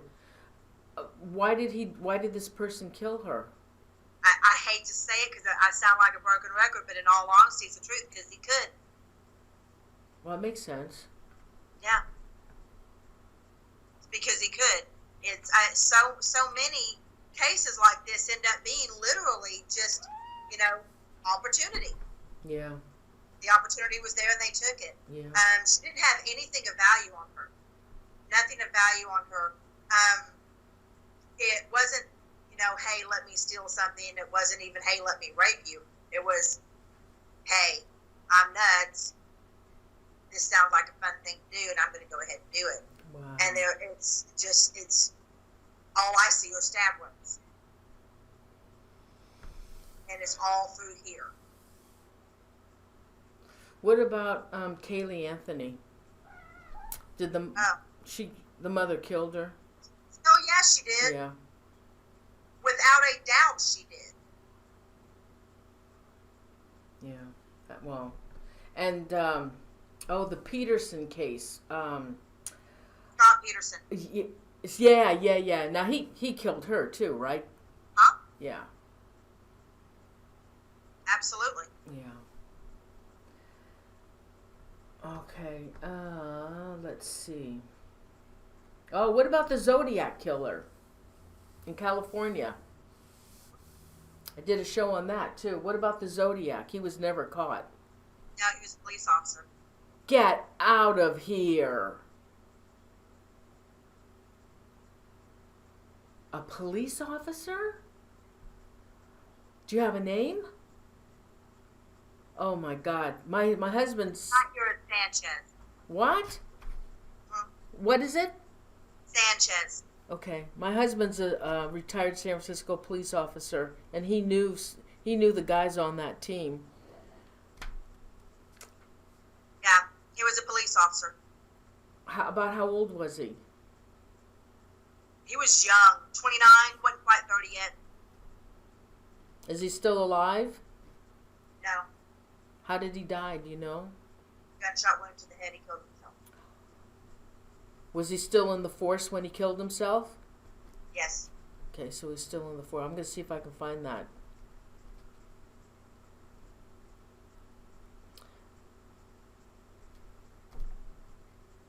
Wow. Yeah, the killings, I can't remember when the killings stopped. Now the thing about it is that code cannot be broken. How in the hell was he able to come up with that code? Those codes. A code that can't be broken is a code that makes no sense. Any code can be broken. You've had the brightest minds in the world going over that code. And they couldn't break it.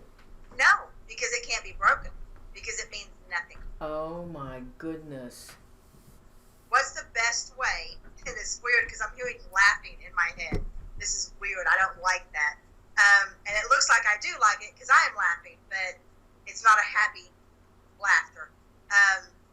It's what I'm hearing is, what better way to get them to chase their tails than something they will never catch? So he just made that up. Yes.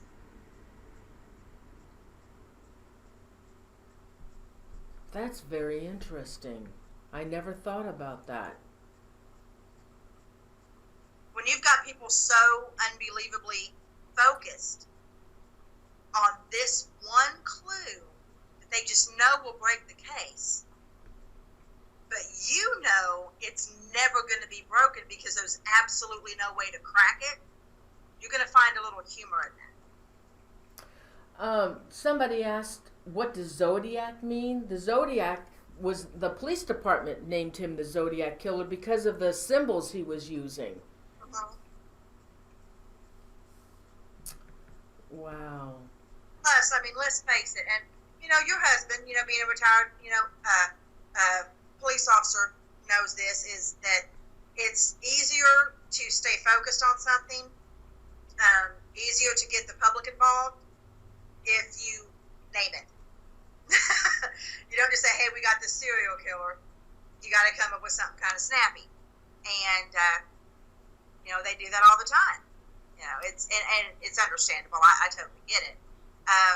But by doing that, it lent an air of mysticism to it, and gave people a reason to fear things that they shouldn't fear, which is the only thing that I disagree with on.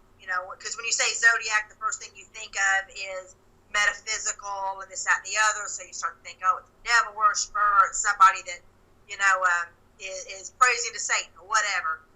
When in fact, it was somebody that knew exactly what they were doing, knew exactly how to do it without getting caught, and wanted the chase. Why did, by the way, Royce messaged me and he heard a scream. Did you hear that scream? Ask him if it was about 3 minutes ago. Yes, exactly. Yes. Wow. It's been driving me crazy. Now, the Zodiac, he killed the majority of the people, of the kids. But it came to a point where he was wearing that mask. If he had intentions of killing them, why did he have to cover himself up? It's part of the game. And actually, 2 of them survived. It's part of the game. It's all a game. Wow. Interesting tidbit for the viewers here. I'm sure you guys have heard of the BTK killer. Wouldn't even doubt it, if you had some questions in there about that. Yeah. Although we know who he was. The guy, and I've since put his name out of my memory, the guy who was the BTK killer in Wichita, Kansas, where I lived for over 20 years, was actually at my dad's house. He worked for, I want to say it was for the fish and game people, coming and getting wild animals and whatnot. And my dad and my stepmom had a house in Wichita, Kansas that had what was called window wells. And a raccoon had gotten in those window wells. And this guy, who later was arrested and proven beyond a shadow of a doubt, based on DNA, to be the BTK killer, was actually too afraid to kill a raccoon in my dad's window well. Oh, that's weird. Uh-huh. Yeah, that's weird. Yeah, I mean, freaking, well, I'm right? glad he didn't kill him. Pardon? Now, all right, so come share a little time with me, or I can't make this out. Is I don't know who Haley Cummings is. Is Haley Cummings still alive? Who is that? No. I don't know who they are, but I heard no. Okay. And And by the way, that voice is back, and they said no. Whoever the voice is agreeing with me, which is really bizarre. I'm not quite certain how I feel about that. Wow. Okay. I heard the last name Cummings. I heard Haley. So I'm hoping it's the same one, because I don't want to give anyone, false grief. But it's the girl that I'm seeing when I hear the name Haley. She's about 5'6". I'd say about 130, 135 pounds, long blonde hair. Is a girl I'm seeing. Younger, not young, but younger.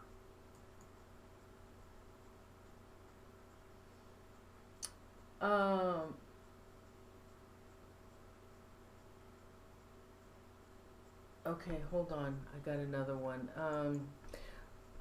John Rad wants to know, why did his dad kill himself? Oh, I'm so sorry.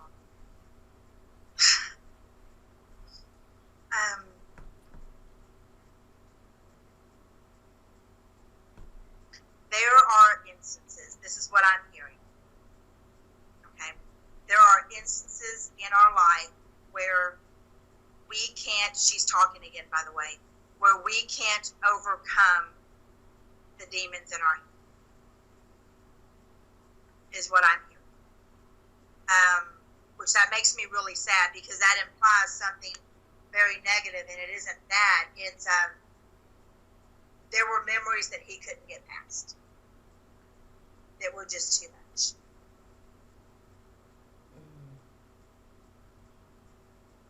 I don't know if John's still in the chat room.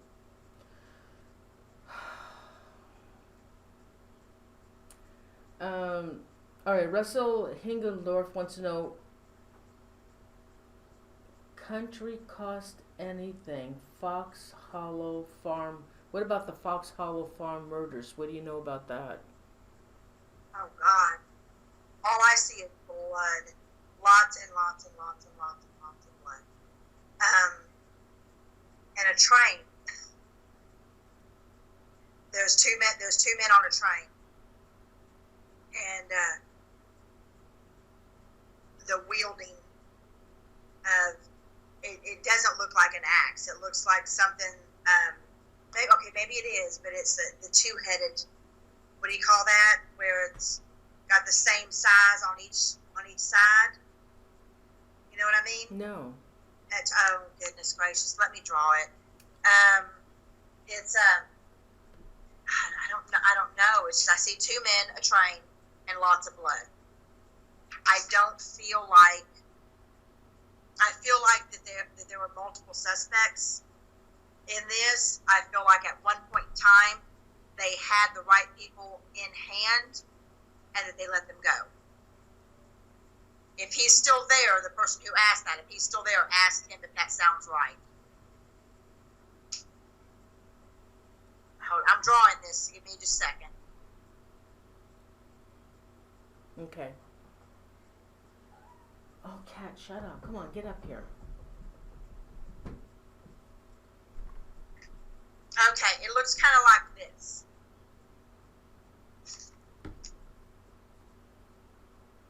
Oh, is that like an axe? But it's two-sided.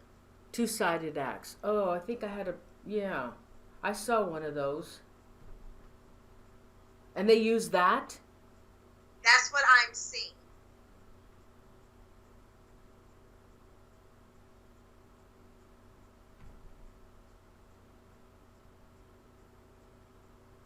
I make no claims to be that that's what they're actually using. That's what they actually use, but that's what I'm seeing. All right, I'm trying to go back because There's Frank. a whole lot of stuff in the chat room that I'm wondering if I'm picking up on that too. What are you picking up on? I'm trying to find Frank. Frank came back and I'm trying to find his question. Frank came back in the chat room. He's in Nevada. Oh my God! Do you think I could find his question? Oh God. There's also somebody in there that has a I want to say it's could be a mom, but I think it actually might be an aunt, Louise. That they were wondering how she died. that it was a suspicious. I want to say her name is Louise. Oh yeah, Royce said it's a double-sided axe. Yeah. All right, now Andrew wants to know,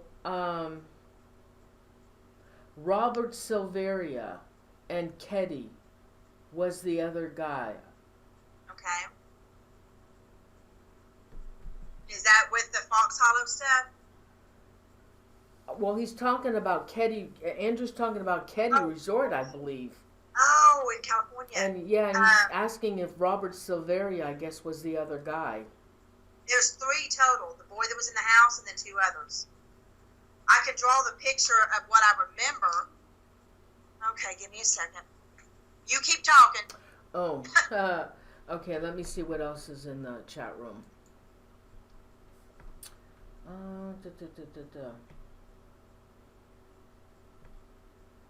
Let me go back. Oh, yeah, they want to know about Elsa Lamb.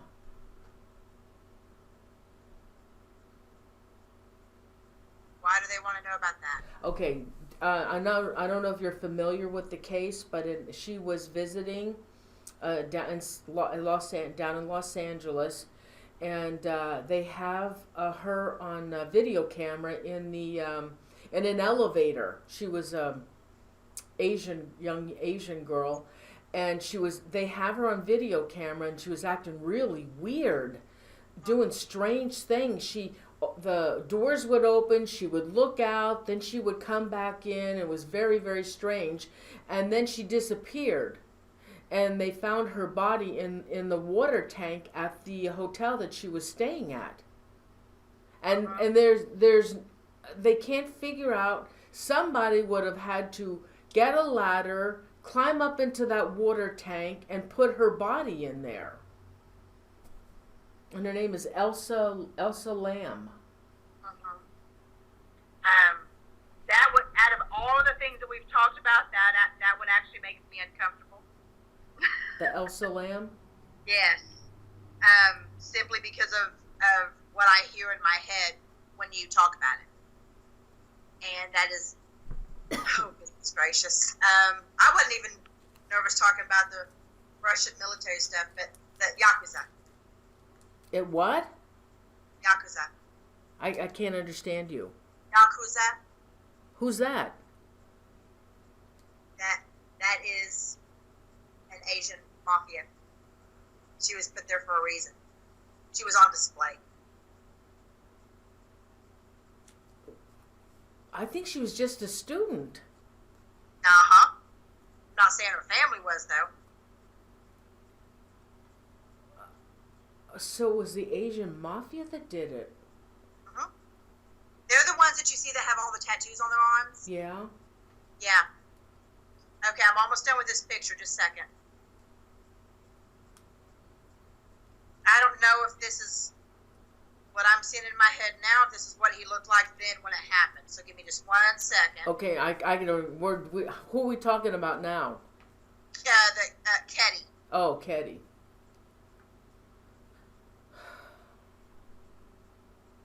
Okay, hold on 1 second. Almost done. I know. Keep in mind, this is a quick picture, okay?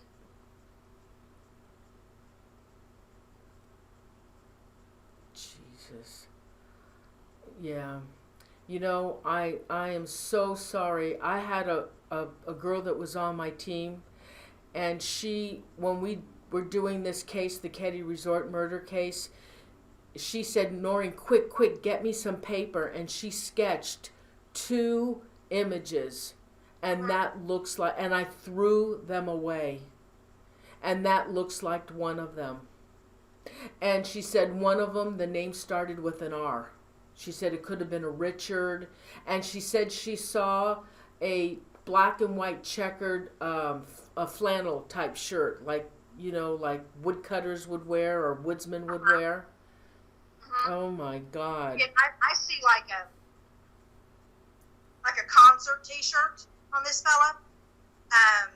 He smells, it doesn't smell good. Like he hasn't bathed in a while. And a lingering smell of marijuana.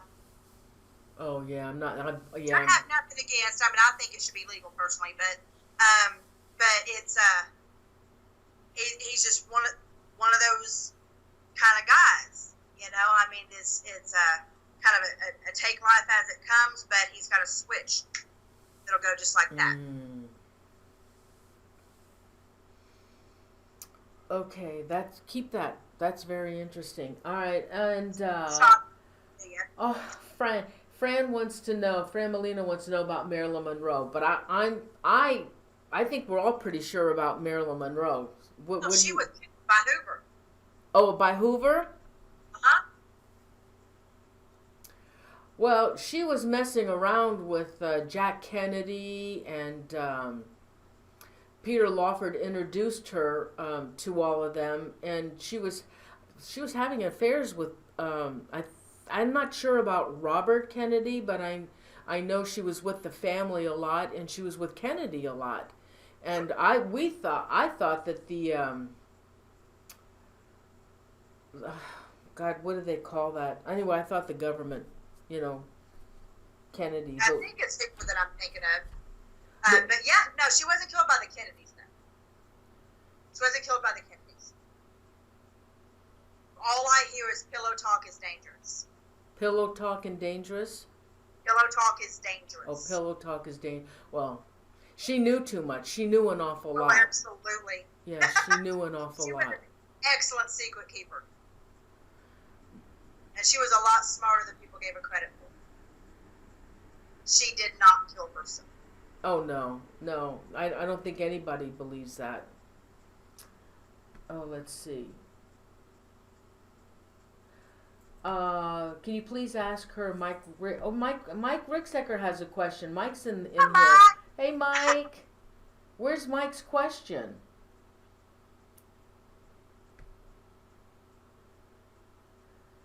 Where's Mike's question? Oh, okay. All right, so Elisa Lam is the Chinese mafia. All right. Let me see. Where's Mike's question? I'm not sure if it was Chinese. It was Asian. Could have been Japanese. Doesn't matter. It's what families are involved in.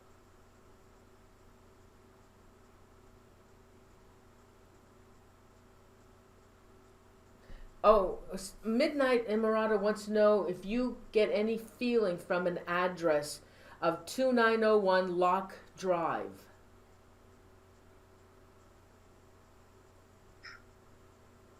When I hear the address, the first thing that I feel is a horrible pressure on my chest.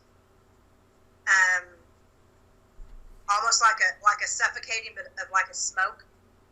Suffocating, hard to breathe. It's an extremely heavy feeling. It's not one that I care for. 2901 Locke Drive.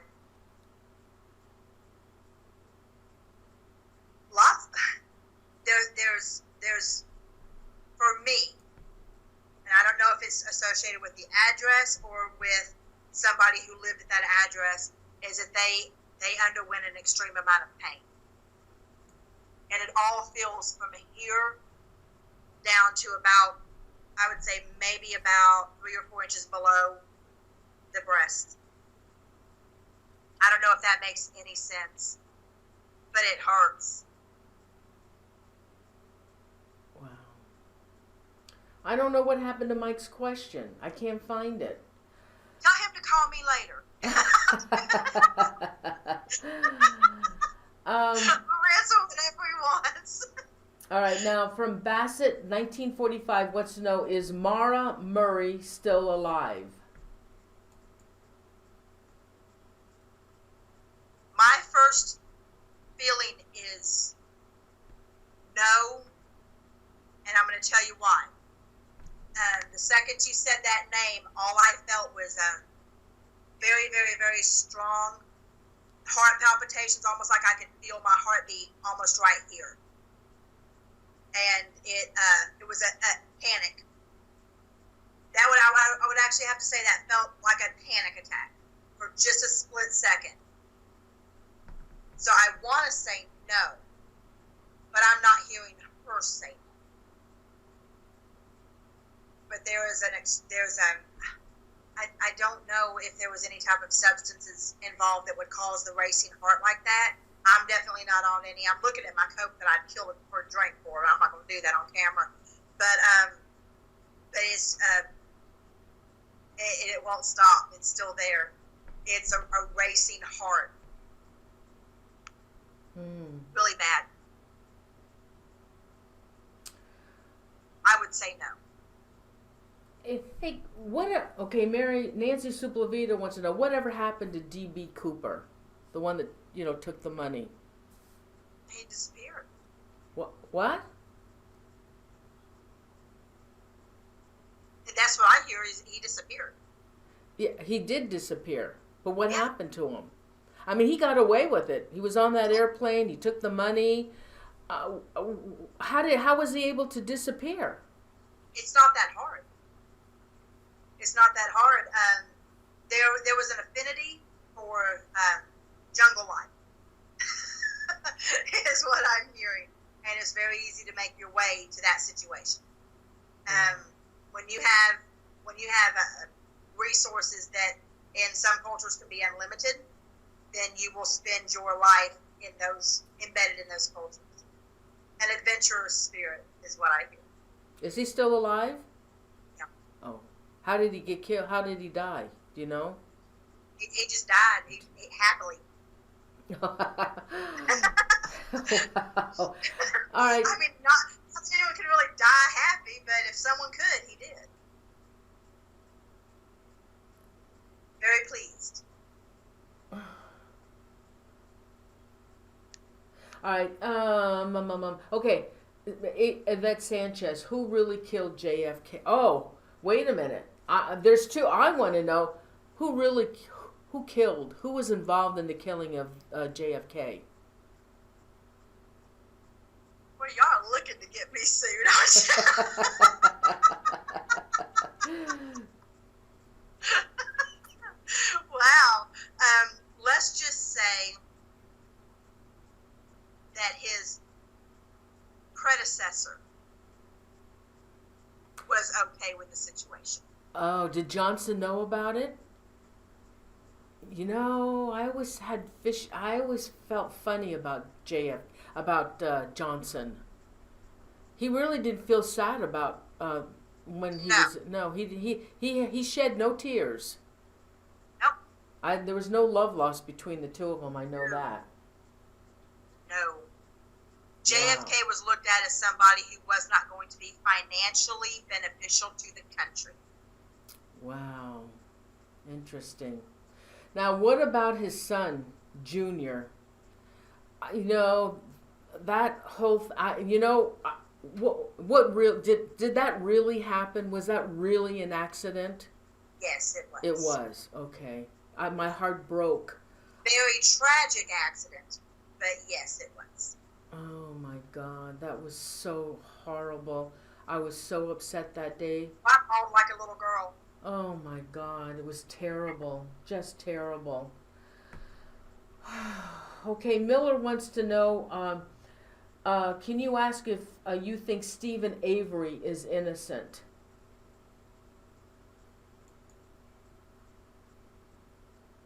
My first feeling that I have is no. And I don't know why I'm wanting to tear up when I say that. I want to say yes, but I cannot.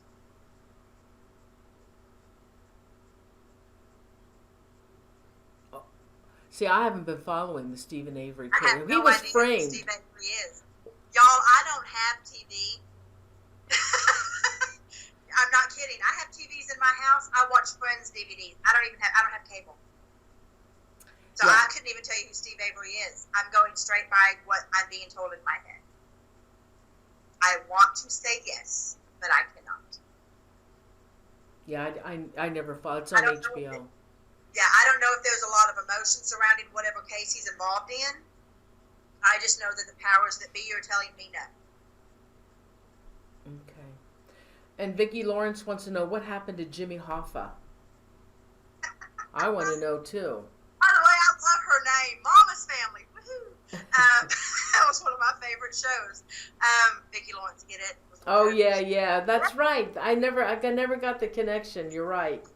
Yeah, I know, right? I'm so weird. Jimmy Hoffa was never going to be found. And that's because Jimmy Hoffa made sure he was never going to be found. Now, is he in secret hiding, or they hide him? Did he give information? Huh?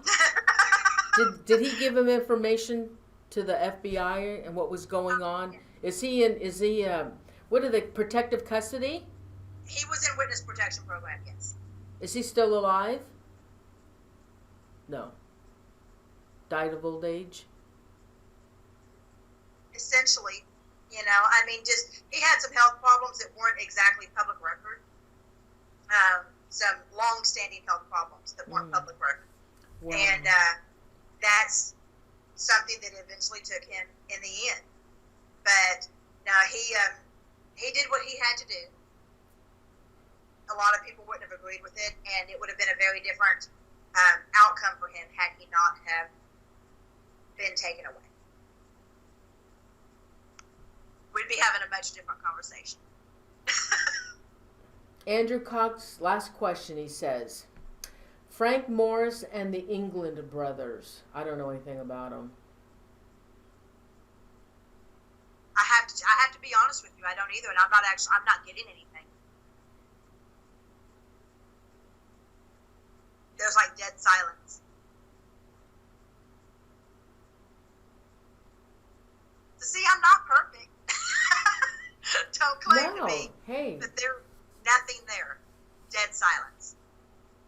Okay. Stephen Curry Colleen. My sister was killed or killed herself, or was she so-called due to promises made? Please ask. Hello, Stephen. I love this man. He's my buddy on Twitter. Oh, and Stephen is? Oh. Yeah. We have not talked about this. I in all honesty, it would make me more comfortable if I could say that she did it herself, but I can't. It was something that was set in motion by another person.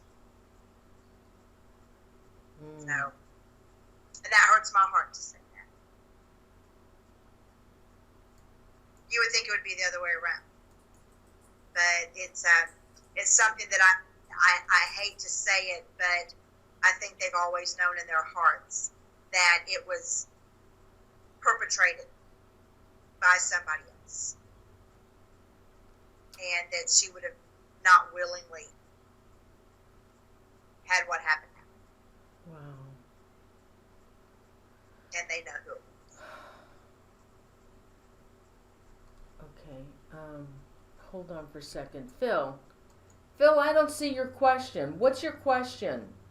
He said it's been overlooked. What is it, honey? Phil M., what's your question? I'm sorry, Phil.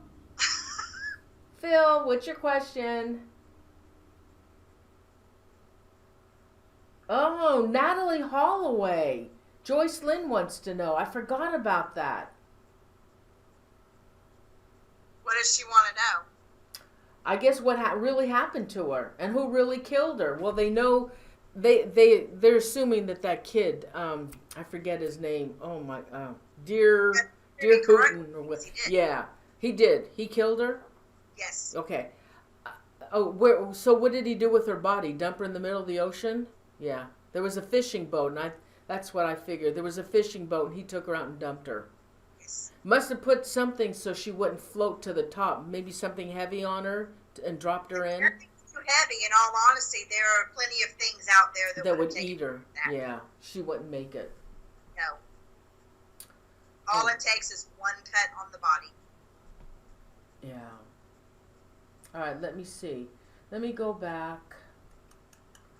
Oh, Phil says Madeleine McCain. Who is Madeleine McCain? can't tell you who they are. No, I'm saying, who's Madeleine McCain? He just typed in the name Madeleine McCain.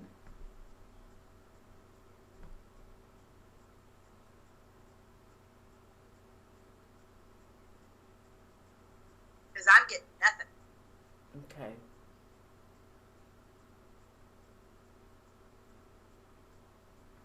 See, that's how y'all know I'm not faking. I've always said, if I don't get something, I don't get something. I'm not going to make shit up just to make people happy. Okay, now, what about Ronnie DeFeo? Oh, I forget who asked that. Ronnie DeFeo. I did a show on the Amityville murders, and I wanted to find out. Oh gosh, I missed who asked that. I was gonna. Oh God. Russell Hingendorf. Yeah. All right, Ronnie DeFeo. Now, there's talk that he and his sister were involved in killing of the parents, and that she did some of the killing. That's what he claims. And then in the end, he kills her. So do you know who was the older sister involved with the brother Ronnie? And yes. I think they said might have been some incest going on in that family as well. Went on in that family. A lot of incest? There was a lot of things going on in that family. And yes, she did do part of the killings. She did. Was he? Is he demonically possessed? No. He just acts. He just puts that on. No, it's what he does. It's not that he's putting on a demonic possession. It's the way that he has split his personality in order to be able to deal with what happened. Because there's a part of him that knows that there were other ways to handle that situation. At any point in time, someone could have talked. Someone could have said something, but didn't. And that's, even the darkest of person will carry a little bit of guilt, and it can split things like that. And it's not demonic possession. I don't even think that, I'm not saying he's not smart. I'm saying he couldn't pull that off convincingly. Not to anyone that knows anything about it. But no, he's absolutely right. She did. She did. Then why did he turn around and kill her? Why not? At that point in time, there was nothing left to lose. Really? How could they kill their sisters and brothers? How could they kill them? Their brothers. But see, you're looking at it like I would look at it, as somebody who is rational. We're putting common sense and sanity into situations that don't have that. Wow. There is no common sense, there is no rationale, there is no sanity in those particular moments. And so it's hard for people like yourself and myself to understand those types of actions and that type of behavior. But on their level, it makes total sense. Wow. Okay. Just Kelly wants to know about the West Memphis 3. Weren't they released? Is one still in jail? They were not guilty. They weren't? They were not guilty. They did not do that. Who did? Do you know? Father of one of the boys. It was what? The father of one of the boys. Oh, interesting. They were not guilty. Okay, Mama Joe Buffalo. Question. I think she's testing you. Did my mama knock off her picture tonight? No. With broken glass too? No. Okay. Oh shit, my battery's going low. I've got 5%. Let me plug in. All right. Plug in. You can't go yet. No, she did not. However, I hope I don't lose you. There we go. Oh, shoot. That's all right. Just turn it around. There you go. Yeah. Okay. No, she did not knock her picture off tonight. No. However, what I am hearing in my head is I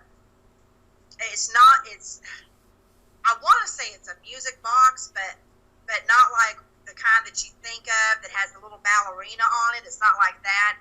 It's more ornate. Lift the lid up and it plays music. I'm not certain if it plays it anymore, but she's making me hear that. So I don't know if that's her way of saying, yes, I'm here or not. But no, did not knock off the picture. She wouldn't willingly break something. That's what I hear. Oh, hold on. Hold on 1 second. Gray, come here, buddy. It's my boy. I have to check on him real quick because I've been here a long time. Are you okay? Okay, Mom will be done soon, okay?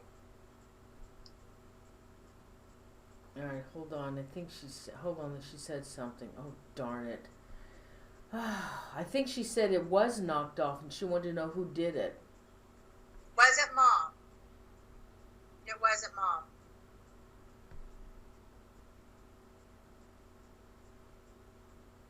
I don't know if this means anything. I don't know if her mom had a sister, but I keep hearing auntie.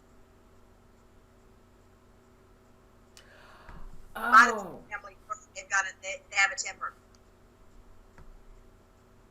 Oh, you know what? Allie Thomas wants to know about Adam Walsh's son. They caught him though, didn't they? Didn't they catch the killer of Adam Walsh's son? Yes. Yeah, that's what I thought. They caught the killer. I believe, this isn't me being psychic or nothing. If memory serves from that case, and they found Adam's body, they just never found that kid. Yeah, they never. If I'm remembering correctly. They didn't find his body. They found his body, but not the head. Yeah, that's right. Yeah. Let's see. Bassett, 1945. Did Chris Benoit really kill his family and himself, or was it somebody else? Yeah.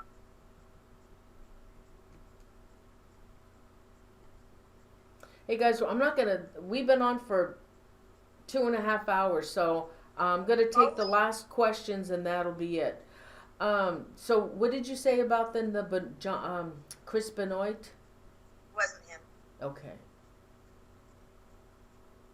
It was someone he knew, but it wasn't him. He got caught up in something that he couldn't control. Oh, and Russell, regarding that question with DeFeo, he said, were the demons involved with the DeFeo murders? No, you said no. All right, Donna Gorton said, my uncle, Michael Pierce, was killed brutally. His killer says there was an affair between his wife and my uncle. And she says, I don't think so. It was. It what? No. There wasn't an affair.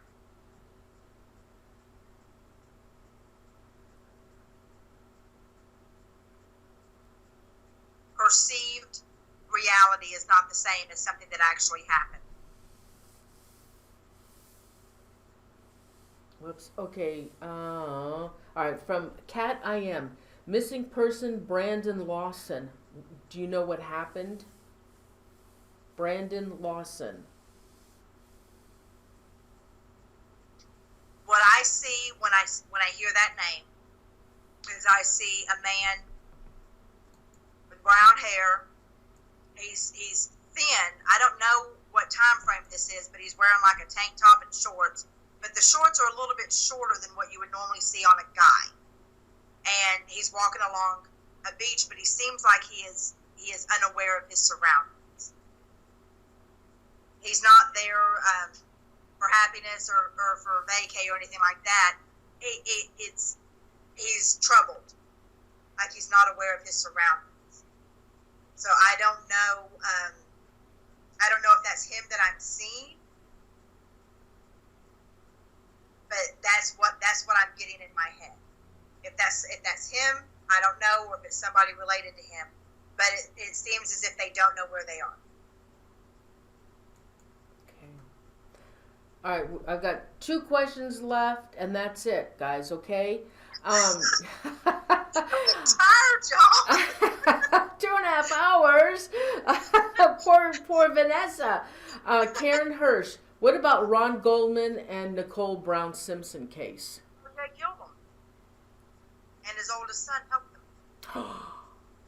OJ and his oldest son? Hmm? Jealousy, correct?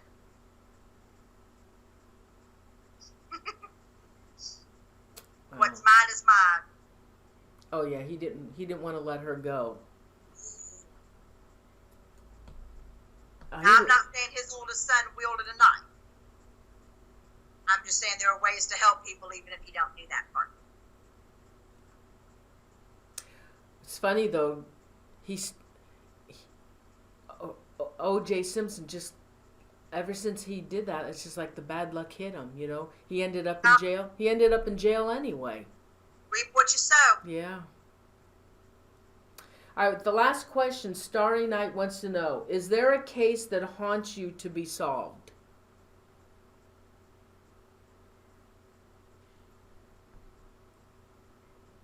That's a bugger.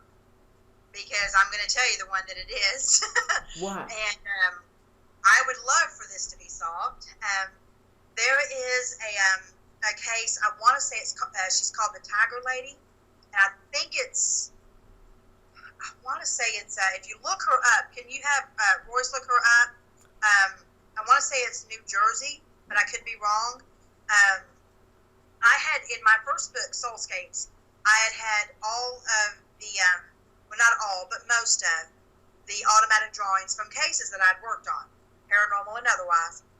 And I also had drawings from meditation in there.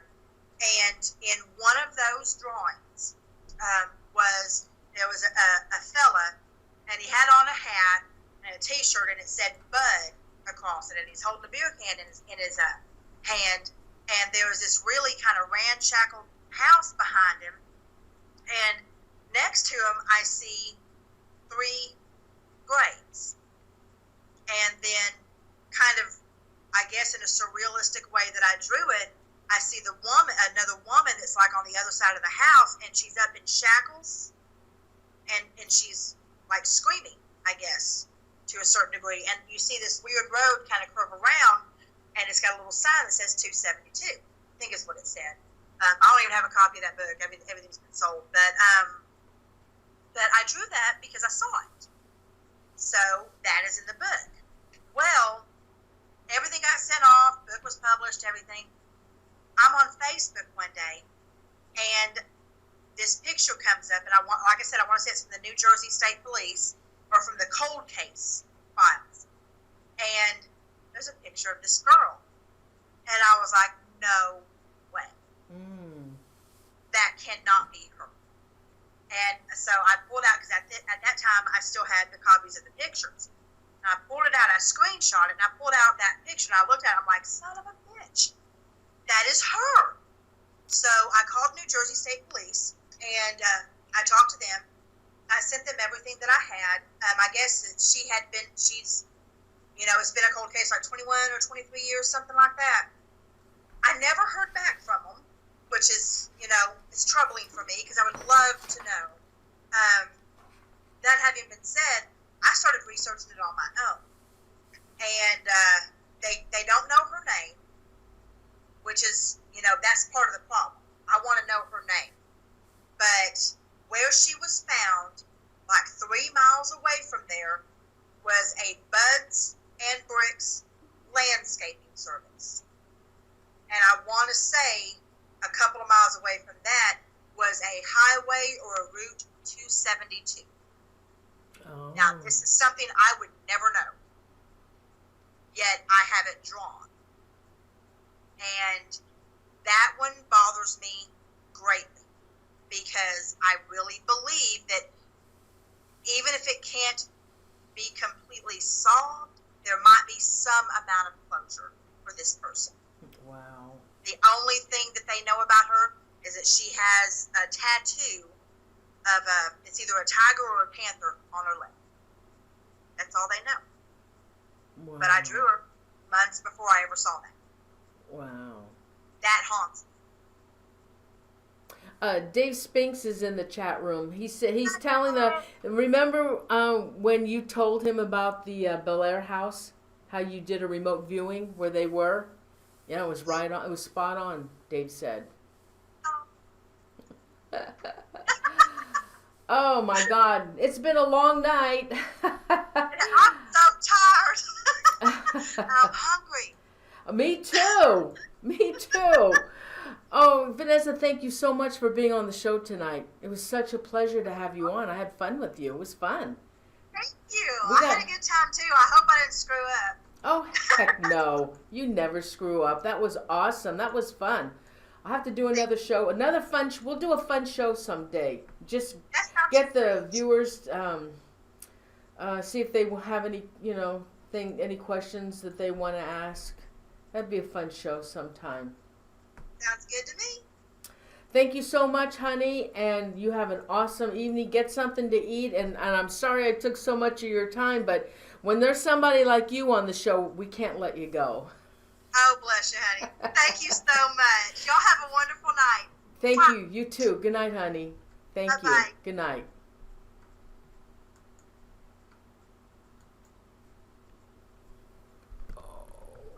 Everybody, thanks so much. We'll play back the, that was an awesome show with Vanessa. It was so nice of her to stay for this long. We'll play, maybe we can play, I'll play back the show, because there was a lot of whispering and voices going on during the show. And of course it all came from her side. Anyway, thanks everyone for being here. Let me do some, oh, hey, you know what? I don't know if Dave's still in the chat room, but Dave's going to do a show with me next week. Dave with Sean Austin. Sean Austin was had the series The Demon Files, and they're going to be on the show with me because they both investigated the Bobby Mackeys. So it's going to be awesome. That's what we're going to do the show on next week, Bobby Mackeys. And let's see, and then the last day of the month, on the 30th, Kalila Smith, Tales from the French Quarter, and that should be awesome too. All right, everybody, I'll do some shout outs and then I'm gonna go. Again, I want to thank you so much for being here. Don't forget, there's no show on Monday. The Horsefly is taking some time off, and then I'm going to get a startup date, and the new startup date they'll give to me probably in a couple of weeks, and it's going to be awesome because this time it's going to be on demons and aliens, because there is an alien connection to that Horsefly Chronicles case, so it should be pretty interesting. All right, so let me do some shout outs. The Unseen Scene, Basinger 11, Summer Simmons, Sleepy Face Angel, Donna Gorton, Phil M, River, nice to see you back, River. Oh, Crystal Template, Nancy Soplavita, Beat 3 Airspace, Charmy Vapes, Janet Wolf, Karen Hirsch, and then I want a big thank you to my Royce Hinman, my mod, my #1 mod, and to Crystal. Thank you so much for modding. You guys are awesome. Starry Night, Maria Sandra Amador Miller, Diane Hilbert, Butterfly Kisses, Joyce Lynn, Jeremy Lagus, Starry Night, Unique Annie. Oh, Annie's my other mod, my Unique Annie, Sweet Annie. I forgot, honey. I'm sorry. You guys are going too fast on me. Para Princess. Oh, we haven't seen you for a while. Thanks for joining us. Linda Flygirl, Joanne Gray, Beat 3 Airspace, Janice Bald, Griffin. Oh my God, this is Lully Tooby, John Rad, Greta T, Miller. Oh, I know, I love you too, Annie, and you guys are so awesome. Mana Joy, Ginger Simmons, you hide out, honey. Hi, Ginger. Tammy, Everybody, please send please send positive vibes to Royce. Please, he needs your prayers and positive energy going his way. Susie Farrell. Yes, Susie, nice to see you tonight. Movie Star Memories. Oh, Movie Star Memories. Thanks for joining the show. Hope you subscribe to my channel. Anita Ackerman. Janet Wolf. Kate I.M. Yvette Sanchez. I don't know. Mama Joe Buffalo woman. There you are. Love you guys. I love you. Thank you. I don't know if Dave's still in the chat room or not. Hey, Dave. There's Royce, my number one guy. He does so much for me. And Unique Annie and Crystal, you guys are awesome. Thank you so much for being here every week. Yes, please send prayers and positive energy toward Royce, please. Delta 9. Anybody else want to shout out? Debbie Gale. Frank Molino. Oh, Fran Molino. I'm sorry I called you Frank. It's Fran. I'm sorry.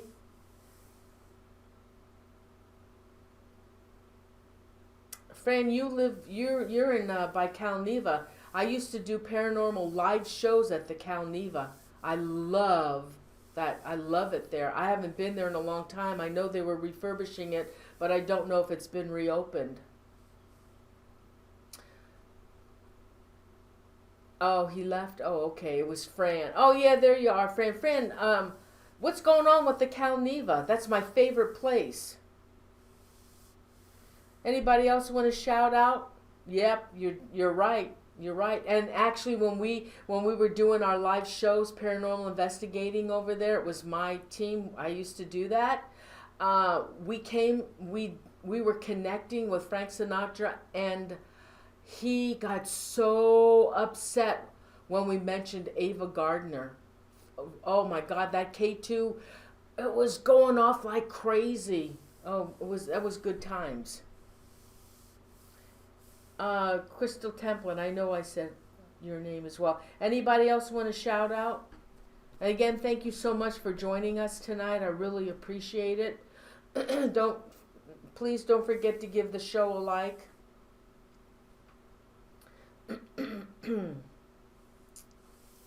I'd appreciate that as well.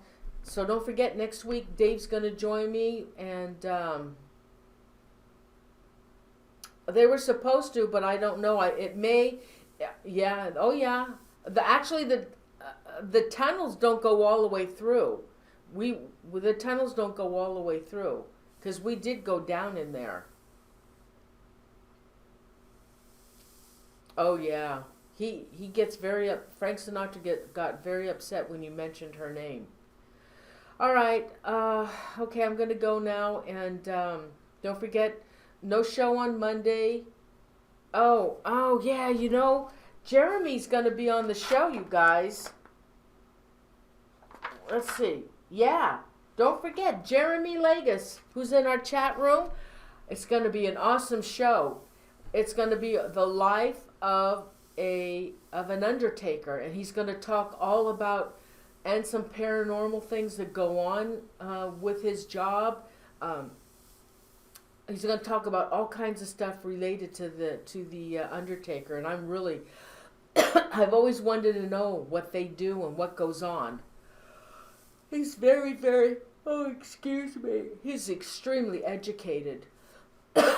So don't forget about that. Oh, Vicki Lawrence. All right, so guys, I'm going to go now. Anju Summers. Yes, Jeremy, got you down, honey.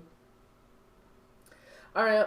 Oh, my. See, I'm starting to cough now. Okay, I'm going to go now because I'll see you guys. So don't forget, I won't see you on Monday, but I'll see you next Thursday, okay, with Dave Spinks. Okay, guys, love you. Have a great weekend. We were supposed to have a storm today. It didn't come.